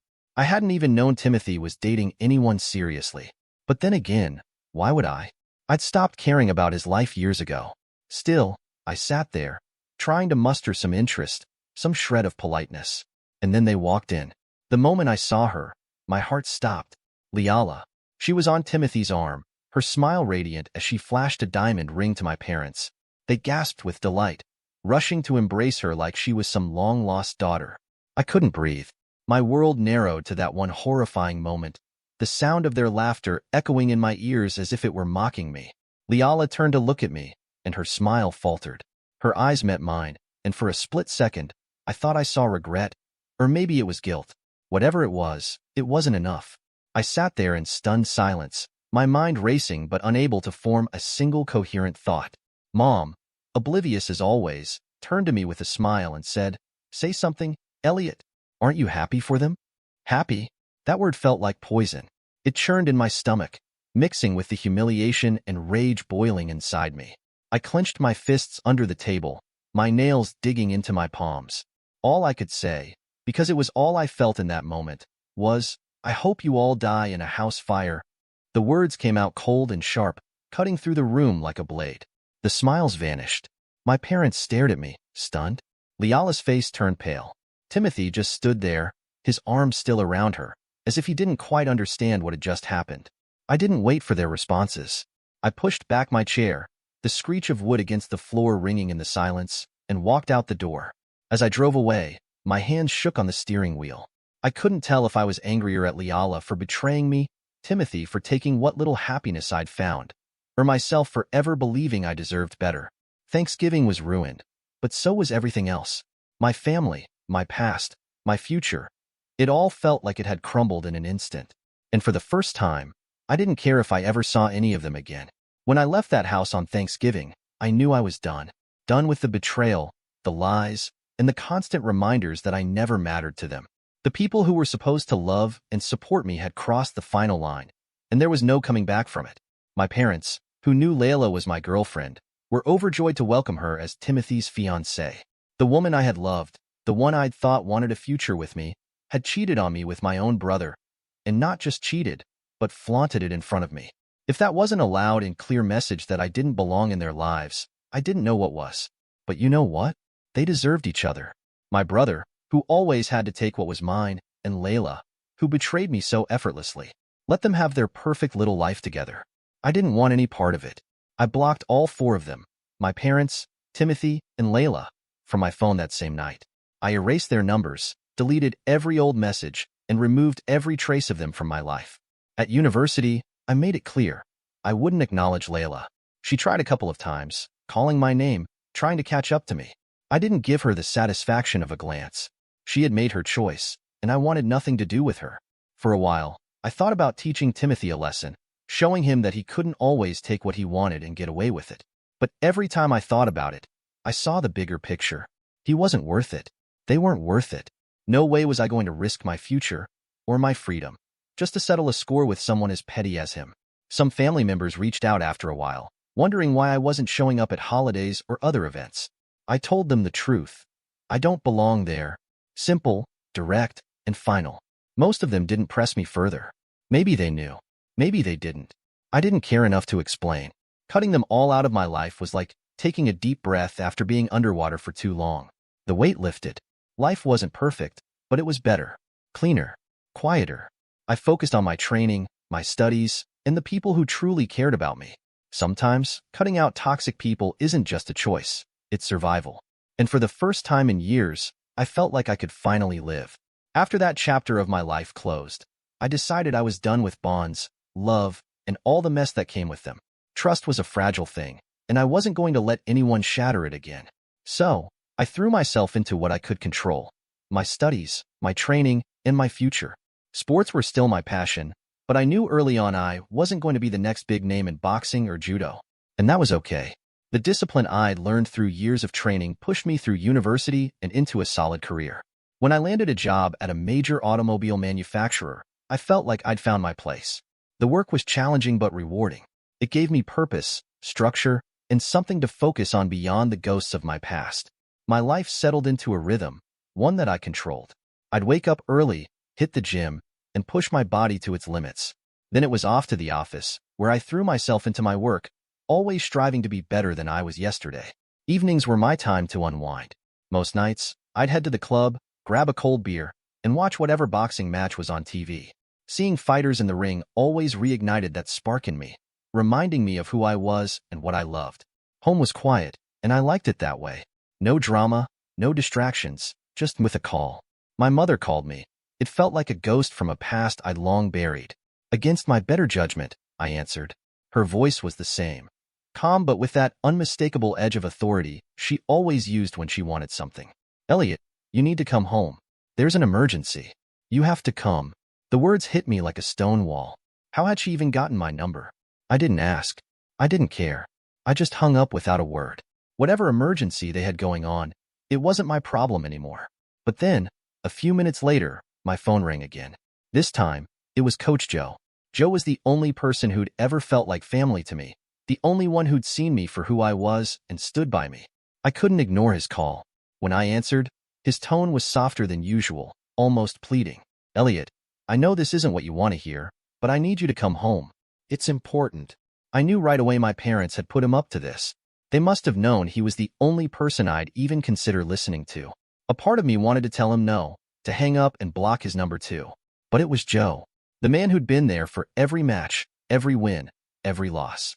Fine, I said, my voice clipped. The drive home felt like stepping back into a life I'd spent years trying to escape. Memories flooded my mind. Sitting in the back seat as a kid, my parents barely acknowledging me while they praised Timothy for some meaningless achievement. Every mile felt heavier, as if the closer I got to that house, the more I could feel the weight of their indifference, their betrayal. I didn't know what kind of emergency was waiting for me, but I knew one thing for sure. Whatever it wasn't for me. I wasn't coming back for them. I was coming back because Joe asked me to. For him, and only him. Walking into that house felt like stepping onto a stage where everyone was reading from a bad script. My dad opened the door, and there he was, all smiles, trying to act like we were just one big happy family. My mother was sitting at the kitchen table, her hands clasped like she was praying. The whole thing reeked of desperation. I didn't bother with pleasantries. Cut the fake drama and get to the point, I said, crossing my arms. They exchanged a glance, the kind that said they were gearing up for something big. My mother spoke first, her voice trembling. Elliot, it's Timothy. He has cancer. The words hung in the air, but they didn't hit me the way they probably hoped they would. I just stood there, unmoved. My father jumped in, trying to close the deal. We need your help. He needs a bone marrow transplant, and you're the only match. I raised an eyebrow. Why not you? Or Mom? My mother's face crumpled, and she said softly, we're not a match. Timothy has a rare blood type. Yours. I let that sink in for a moment, then pushed my chair back and stood. Your problem, I said flatly. You deal with it. I'm out. I turned and walked out of that house without looking back, leaving them sitting there in their manufactured little moment of grief. As far as I was concerned, their golden boy could have their golden sympathy. I wasn't part of their world anymore, and I wasn't about to let them drag me back in. Not even for this. As I reached the door, I felt my father's hand grab my arm. I turned to see him on his knees, tears streaming down his face. Elliot, please, he begged, his voice cracking. He's your brother. We need you. For a split second, I froze. Not because of his words, but because I'd never seen him like this, desperate, vulnerable. It might have made a difference once, but not now. I pulled my arm free and stepped toward the door. Then my mother's voice rang out, sharp and venomous. You're so selfish. After everything, you're just going to walk away? You've always been like this, Elliot. Always thinking only about yourself. I stopped in my tracks, her words hitting me not because they hurt, but because they were so absurd. I turned back slowly, locking eyes with her, and I saw it. The same cold judgment she'd always reserved for me. But this time, I wasn't a kid anymore. This time, I had something to say. All my life, I began. My voice steady but laced with years of pain. You two treated me like shit. Tell me, Mom, how many championships have I won? Can you even name one? Tell me, who filled out my university admission papers? Oh, that's right, it was me. Who paid for my studies? Me again. And tell me, how many times did you even think about me after you were done throwing your money and praise at Timothy? I stepped closer, my eyes boring into hers. Even today, when you finally picked up the phone to call me, it wasn't for me. It was for him. Your only son, right? Not for the one you gave birth to and left to rot. Well, here I am, Mom. Your rotten son. Standing right in front of you. She stared at me, speechless, her mouth opening and closing like she was trying to form a response but couldn't find the words. You made me this way, I said, my voice rising. You made me someone who doesn't care, someone who doesn't need you, someone who doesn't owe you a damn thing. So deal with it. I turned and walked out, slamming the door behind me. For the first time in years, I felt free. Not because I was leaving, but because I'd finally said what needed to be said. They wanted me to save Timothy, but they never realized I wasn't their son anymore. Not really. They killed that bond a long time ago. That evening, the phone rang again. This time, it was Joe. His voice was somber, heavy with the weight of what he had to say. Elliot, he began, pausing like he wasn't sure how to tell me, Timothy's gone. He passed away earlier today. I sat there in silence, staring at the wall. The words didn't hit me like they might have if we'd been close, or if I'd felt anything for him in years. Instead, it was just empty. They were too late to call you, Joe added, his voice quieter now. I could sense he was testing the waters, seeing if I'd break. But I didn't. Okay, I said simply and hung up. I didn't ask about Layla. I didn't need to. I could guess she wasn't there. Timothy had become useless to her the moment he couldn't offer her the life she wanted. And in some twisted way, that didn't surprise me. It was only weeks later that an old university friend reached out, sharing news I hadn't expected. Layla was dead. A car crash. She'd been partying, high on narcotics, when it happened.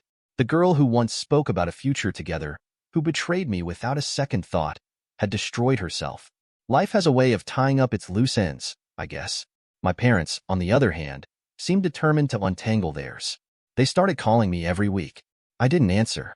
They'd already used up their second, third, and fourth chances years ago. Some extended family reached out too, with all the usual lines. They're trying to make it up to you, or they've changed. I wasn't buying it. I told them exactly what I thought. The only reason they're calling is because I'm all they have left. If Timothy were alive, I wouldn't even exist in their world. So spare me the guilt trip. Joe, ever the steady presence in my life, suggested I start therapy. At first, I brushed him off, but the more I thought about it, the more I realized he might be right. I'd spent so many years building walls that I didn't know how to tear them down, even for myself. So, I started therapy. Slowly, hesitantly. It's not easy, facing everything you've tried to bury. But I'm trying. For the first time in a long time, I'm trying to mend the broken pieces of my emotional life. I don't know where this path will lead, but for now, I'm walking it. And for the first time in years, I feel like maybe, just maybe, it will turn out fine. Dear listeners, please share your thoughts in the comments section below and don't forget to like, share, and subscribe.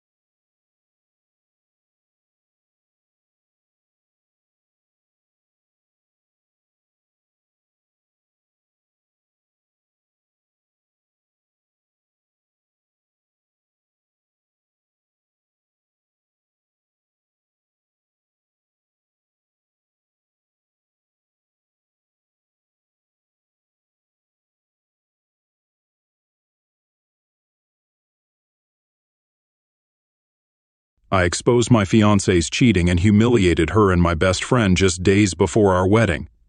Today, I want to share how I discovered my fiancé was cheating just weeks before our planned wedding, leading me to break off the engagement.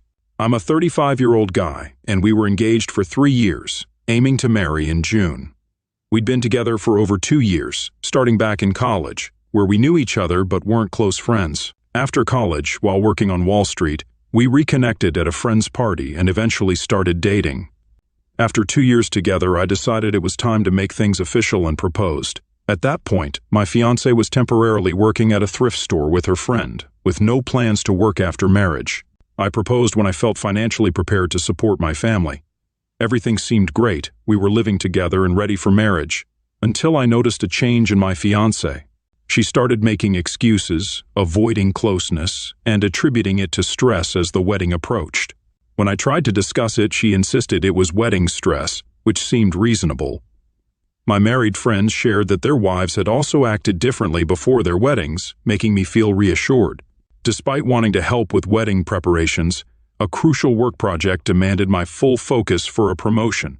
Feeling guilty about her handling everything alone, she assured me it was fine, with my best friend, M, providing assistance. My best friend, also 35, was helping my fiancé with wedding preparations. We'd been close friends since school, and he was even my best man.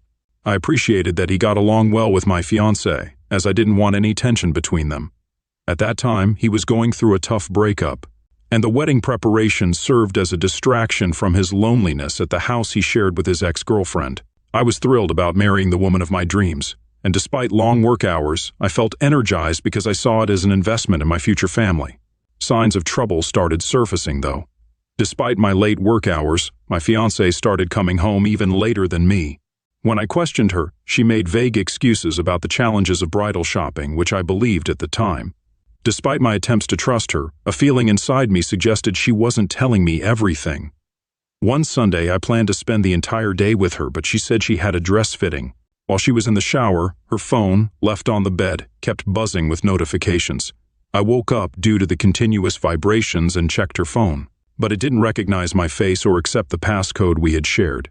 This was surprising since we had exchanged passwords when we started dating. Now, nearing marriage, she had changed her passcode. When she saw me with her phone, she panicked briefly but composed herself. I asked why she changed her password. Surprised by my direct question, she took a moment to reply, saying it was to keep wedding dress pictures a surprise. While her excuse seemed reasonable, I wondered why she didn't just tell me instead of changing the passcode. It lingered in my mind all day. The next day at work, my fiancé's best friend called, unable to reach her for a dress fitting appointment. I assumed she was at home and asked if they had the appointment the previous day. Her response made me feel like I'd asked a ridiculous question. The store was closed yesterday. Convinced my fiancé had lied about her dress fitting, I needed to figure out what she was hiding. Deciding not to confront her directly, I received a surprising call from my best friend, who was helping with the wedding. He rarely called, either at his office or assisting with wedding preparations. After some small talk, he sensed something was wrong and asked. I debated whether to tell him about my fiancé's lie, but decided to share. I explained how she said she was going to the atelier, but her best friend claimed the appointment was today, not yesterday. He reassured me, saying she had a dress fitting for the dress rehearsal yesterday and today's appointment was for the wedding dress. Though uncertain, I believed him, feeling guilty for doubting my fiancé. My best friend's explanations made sense. Knowing he was in constant touch with my fiancé about wedding preparations, I breathed a sigh of relief and returned to work. Everything went smoothly for the following days. My future wife was still acting differently, but it was due to the stress of wedding preparations. Despite her assurance that everything would be fine, eventually I informed her about a late client meeting, which got rescheduled for the next day. When I returned home that night, she wasn't there, so I called to ask where she was. She lied, claiming she was at home and expressed how much she missed me. Realizing her deceit, I told her I was already home and hung up. She arrived within half an hour, but I decided not to trust her completely. Despite the oddity, she returned with groceries, explaining she attended cooking classes as a surprise for me. I urged her not to lie, emphasizing the importance of honesty in our relationship. Despite her nodding and hugging me, I remained cautious. When I tried to kiss her, she deflected, insisting on putting away the groceries. Sensing something wrong with my fiancée, I made it a goal to uncover the truth behind her lies, changed passcode, and unusual behavior. That night, I pondered the possible reasons for her dishonesty, suspecting infidelity. Despite feeling guilty, I believed it necessary to address the issue before our marriage. Considering confiding in my best friend, I refrained due to his ongoing breakup, opting to investigate alone. I monitored my fiancé's activities, checking the CCTV camera outside our home. The CCTV revealed nothing suspicious, only her routine activities while I was at work.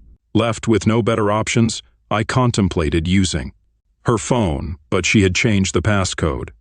With no other choice, I decided to follow her discreetly to discover the truth before our marriage. The next day, pretending to leave for work, I parked ahead and observed her leaving, discreetly following her while maintaining a considerable distance. She visited a thrift store and a florist before returning home. Despite her routine, my suspicions persisted. Planning to observe her for another day or two, I hoped to dispel doubts.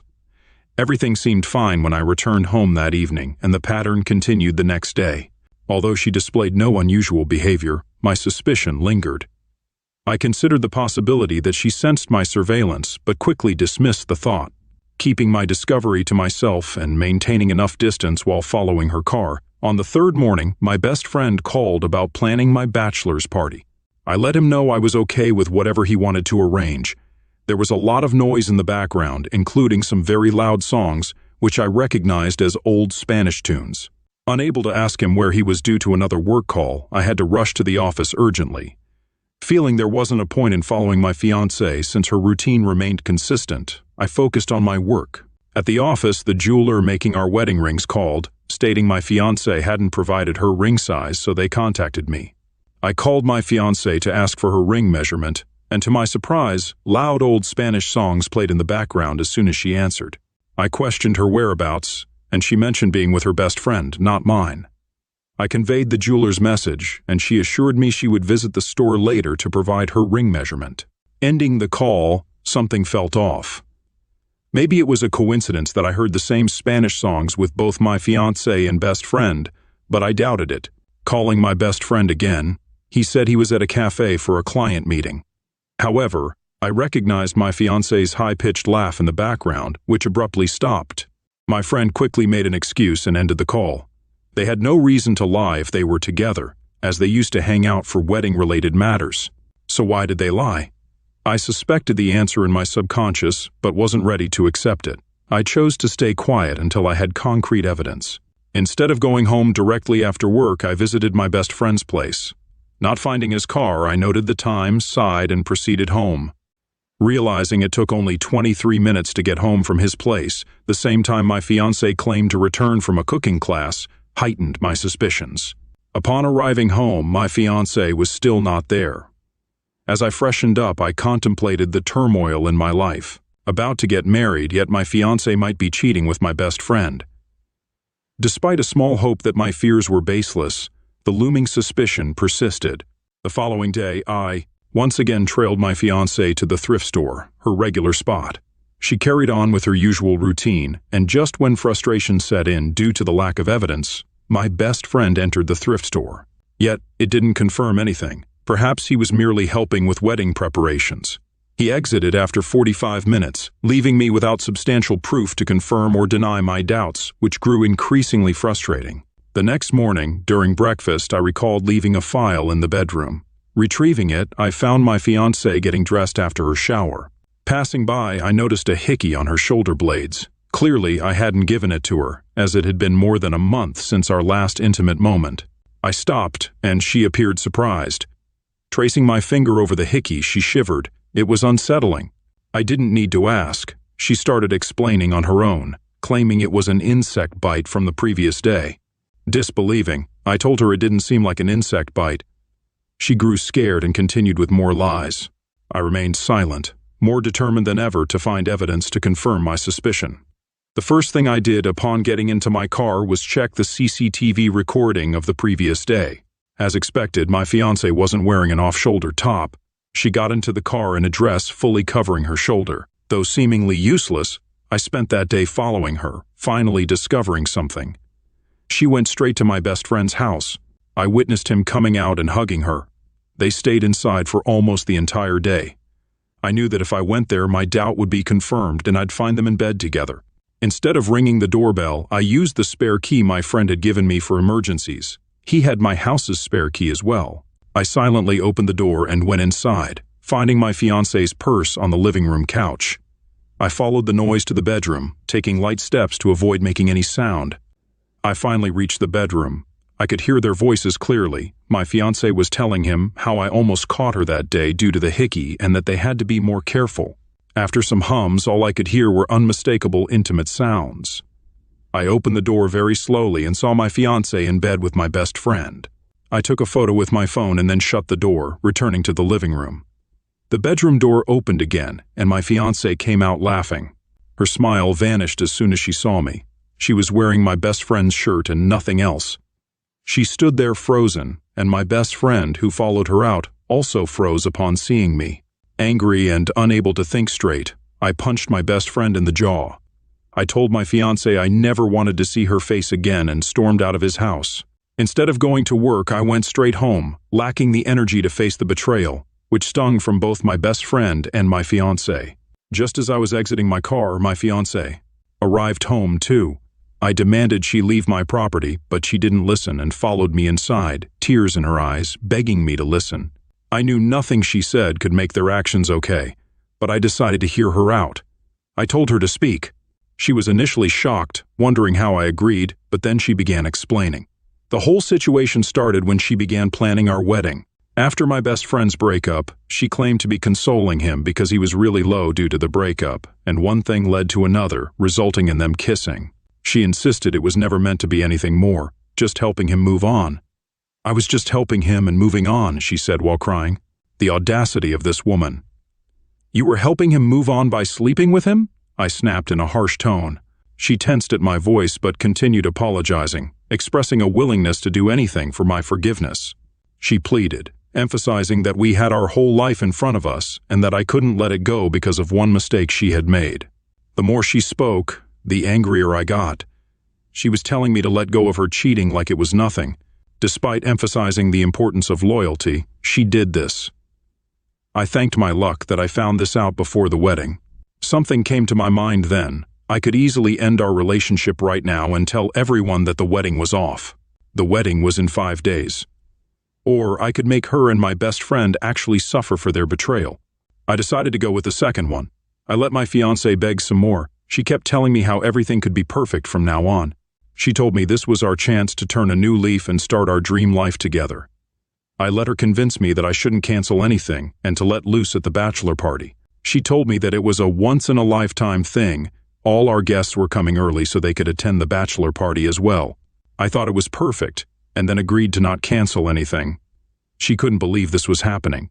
She must have thought there was no chance I could forgive her for cheating, and she was right about that. She was just going to find out later what I did with cheaters. The day of the bachelor party came, and I met my best friend again. He insisted that he come to my house instead of the club we were going to. As soon as he entered the house, he started apologizing, telling me how sorry he was and how he didn't mean to ruin my relationship with my fiancée. I told him it was okay and that I forgave them. I told him that everyone made mistakes and I was giving them another chance. I went to the venue with him and met my other friends. None of them knew that I was faking it here and had no intention of actually forgiving him or my fiancée. I acted like I was having the time of my life. That night, I kept thinking about their betrayal. My fiancée was staying at her parents' house until the wedding, and that was for the best. I didn't think I could see her face without thinking about her betrayal. My thoughts went back to the day my best friend called me and told me she was going for the dress rehearsal dress fitting. He lied to me because she was with him, and they must have known that I had talked to her best friend and knew the store was closed.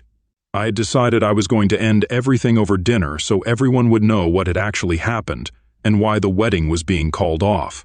My fiancée was coming with her parents to dinner. I reached the venue earlier and talked with the staff to arrange a projector for me. The guests started arriving. Everyone in our immediate families and our closest friends were present for the dinner. None of them knew, but I told the officiant to come a bit late. My fiancée started panicking about the officiant not being there, but I smiled at her and told her it was fine. I then said to everyone that, to pass the time while the officiant got here, I had to share something with everyone. Someone in the wedding party said I could wait to make the toast later, but I said I wanted to do it right then. I began my speech by telling everyone how I met my fiancé and how our relationship had been so perfect. My fiancé looked at me with tears while she smiled. She was smiling because she didn't know what was coming for her. I told her that I was really grateful for everything she had done for me throughout. I told everyone how she had always prioritized me and my family first. I told everyone that she was the most thoughtful woman. She thought so much about others that she started sleeping with my best friend just to help him move on. As soon as I said that line, everyone got tense. My fiancé froze on the spot. There was pin-drop silence in the hall as I moved my attention to my then best friend. I told everyone how we had been best friends since school. I shared a memory of how, in school, we punched a guy because he asked out my best friend's then girlfriend. "You really were like a brother to me," I said, looking him in the eye as I pulled out my phone and projected the picture I took that day. Everyone gasped at seeing my fiancé and best friend undressed in bed. Turning to my fiancé, I found her looking at the floor. I approached her and told her to never come in front of me again. I asked for my ring back, not that I cared much about it, but I didn't want her to have that piece of commitment. She handed it to me with shaky hands.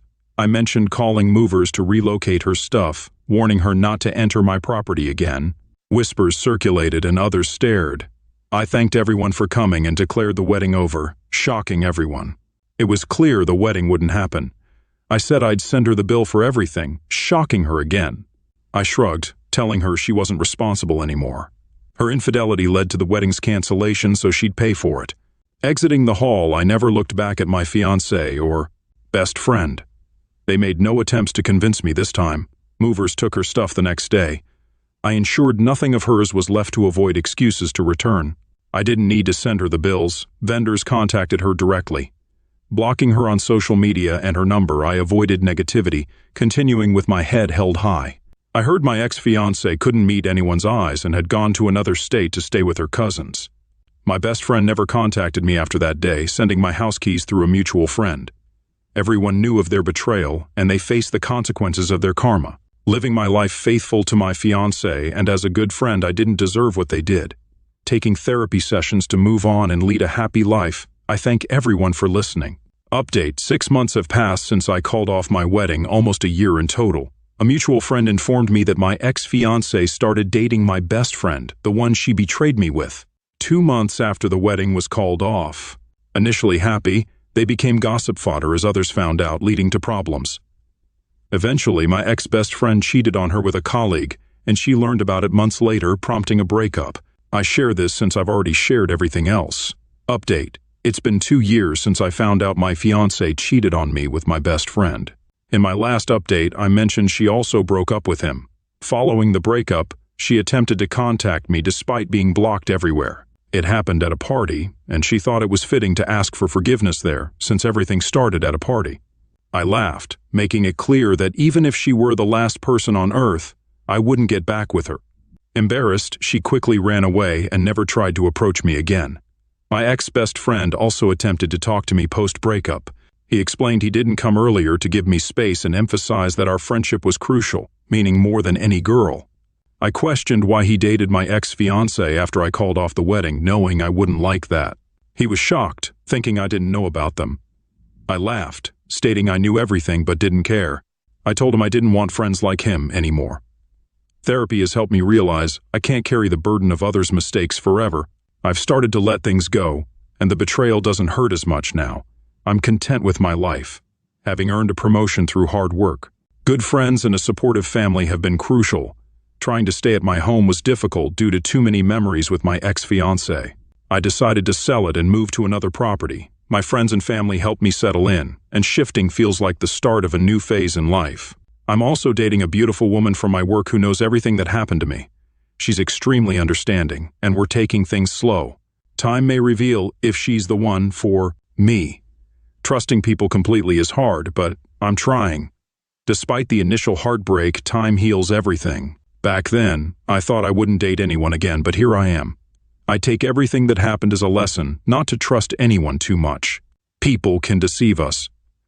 This experience also taught me the importance of being sure about life partners. My fiancé wanted to marry me for a comfortable life, whereas I believed in mutual love. I turned out to be wrong. She knew I'd take full responsibility for her if we married. That was the main reason she wanted the wedding so badly, and even approached me after her breakup.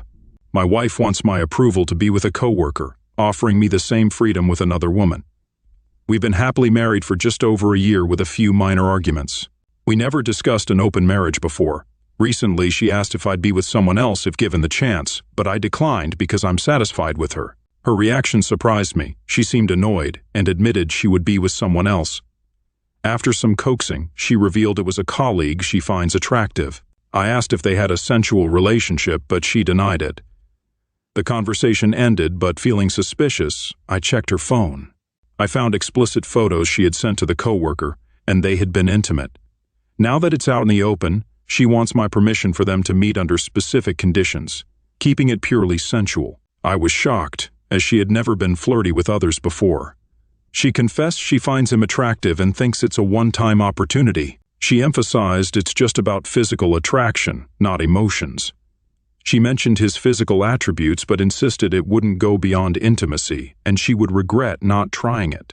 Despite telling her I only want her, she insists I use the free pass she offered. She even suggested finding someone else for me through her friends.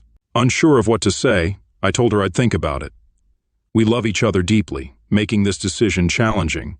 Update: I had an important discussion with my wife last night about our situation and our marriage's future.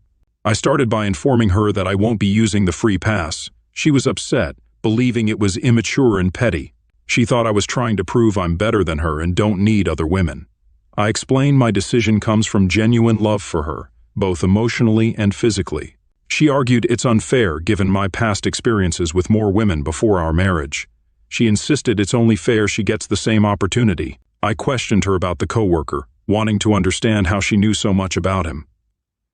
After over 30 minutes of questioning, she admitted to some physical contact but nothing more. They planned to meet, pending our discussion, and she expressed feeling awful about it since I didn't take the free pass. I insisted on meeting him beforehand, and she agreed to bring him over. Trying to ease my upset, she suggested I might enjoy it, referencing past role play we had done. She even offered to video it for me, but I told her I'd only know my feelings afterward. I explained that if I'm only upset and not turned on, I won't approve of the meeting again. She understood, and we had great intimacy last night. She's been extra caring and even prepared breakfast and gave me a massage this morning. It's clear she truly cares for me and wants me to be happy. In essence, we now have an arrangement. If I don't like how it goes the first time they meet up, they'll end it. If she can't break it off, I'll seek counseling and prepare for the worst. Update: my wife met her coworker last weekend, and without going into all the details, they were intimate. Afterward, I discussed boundaries with her, but she quickly got upset, claiming I had no right to dictate what two consenting adults do in the bedroom, even after I became more accepting of her being with him. This left a bad taste. Later, I asked if I could join them next time, and she seemed okay but needed her coworker's approval. He wasn't comfortable, so I couldn't be there. Is it common not to set boundaries in open or casual relationships? Update: last weekend was a breaking point for me. She left on Saturday morning without showing any care for me, making me take pictures for the guy before leaving. She didn't even kiss me goodbye. She promised to be back that night, but she didn't show up. The next morning, she told me she stayed the night with him without asking or informing me. That's not the worst part. That night, she invited one of his friends, and things happened without consulting me. When she returned home, she shared all this without considering my feelings. When I got visibly upset, she dismissed it as unmanly and laughed. I couldn't tolerate it anymore. It was clear she no longer cared for me. No spouse would say anything like this to their partner if they actually cared for them. I was just shocked. At no point in our marriage until the other week did I notice any signs that she would be this way. She had always been the most loving, caring girl that I had ever met. It's like a switch flipped when she met that guy, and she changed into a different person. I didn't know one person could change someone that much and that quickly. I'm 99% sure that she's going to end up dating this guy. She has spent the past few weekends together with him and even talks about him around me. The other night I told her that if she doesn't at least put in boundaries, I will leave. She said okay and laughed a lot. Without saying another word, I packed up some bags and booked a room at the nearest hotel. I've told my brother about this situation, and he has offered for me to come stay with him for a little while. I ended up going to his place for the night. She sent me some texts that night, And the next day she was acting upset and confused as to why I left. She was saying that she missed me. The next day, I knew I needed to go back to my house so that there wouldn't be as much of a chance that I would lose it. My brother went with me to help. When we got there, my wife was trying to talk to me. I had nothing to say to her at the moment, so I just ignored her and tried to get past her. She was grabbing me and trying to hold me. My brother helped get her off of me and told her that he would call the cops if she didn't stop messing with me. She ended up leaving. I haven't heard from her since. This situation has destroyed me. I tried to let her do this to make her happy. I didn't want it in the first place, but I tried to make myself like it to please her.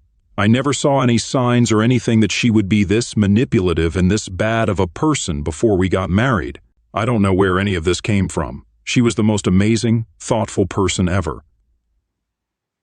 Now that this has happened, my whole outlook on life and relationships is different. So, what advice would you guys give me? Whether it's next steps in dealing with my current wife or in the future when I'm back in the dating game, how do I tell our families and friends? How do I speak to my wife about it? I'm really having a tough time handling all of this. Update: I left her last week and went to stay with my brother. After talking to him and reading several comments, I figured it would be a good idea to try to go back and stay at my house to make sure that I wouldn't lose it. The next day, when we got divorced, I decided to go back there. My brother was going with me too.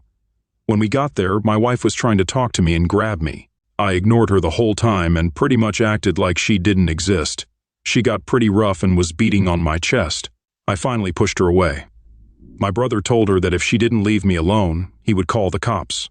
She finally left after that. I didn't hear from her for the rest of that night. The next day, I received a picture of her and her new coworker. It was a normal selfie of them together. There was no text with it.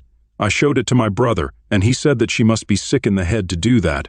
I finally met up with a divorce attorney for an initial meeting and consultation. It went well, and he told me things I needed to know in preparation for the divorce. He said that the pictures and videos I had of them would be helpful evidence. The only problem with the situation is that she may prove that I agreed to everything, even though there was manipulation involved. My brother and I went over to my parents to sit down and talk with them about what was going on.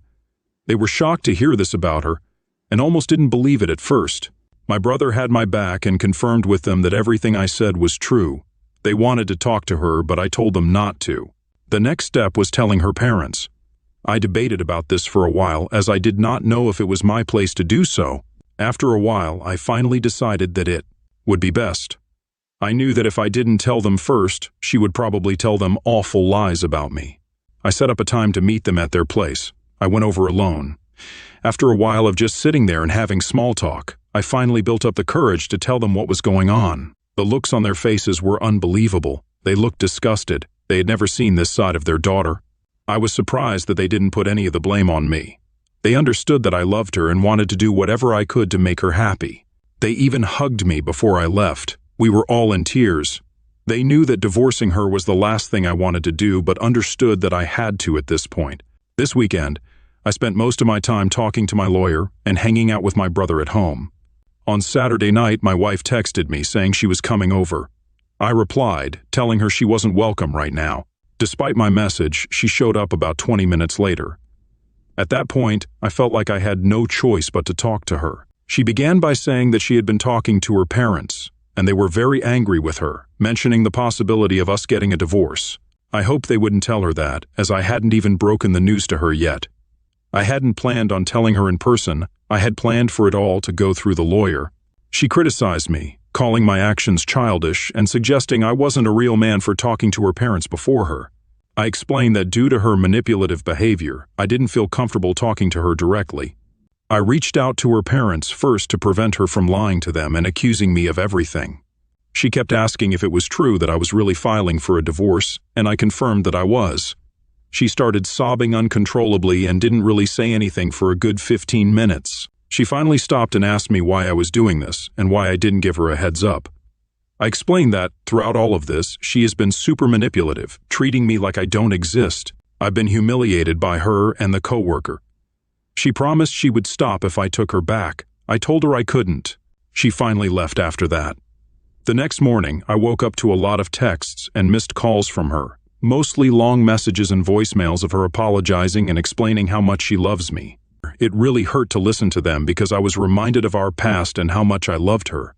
I was crying like crazy at this point, and it took everything in me not to respond back to her. I just kept reminding myself of what she has done to me in the last few weeks since she left that night. I received many texts from her friends, telling me that I need to take her back. They were cussing me out and telling me how wrong it was of me to go to her parents. They said that now they are the only people she has. This has all been so crazy. I can't believe how emotional the past few days have been. I can't believe that even her parents are on my side. I do feel bad for telling them first and making them turn on her, but I'm glad they're on my side. Her friends continue to attack me and send threats. I haven't heard from my wife since she sent the long texts and messages. I'm guessing that she is either staying with a coworker or her friends, as her parents are against her at the moment. I'm surprised I was able to stand up this strongly against her. I hope to continue to be able to do so. I think that this weekend was big for me. It showed me that I do have the strength to stand up to her and leave her.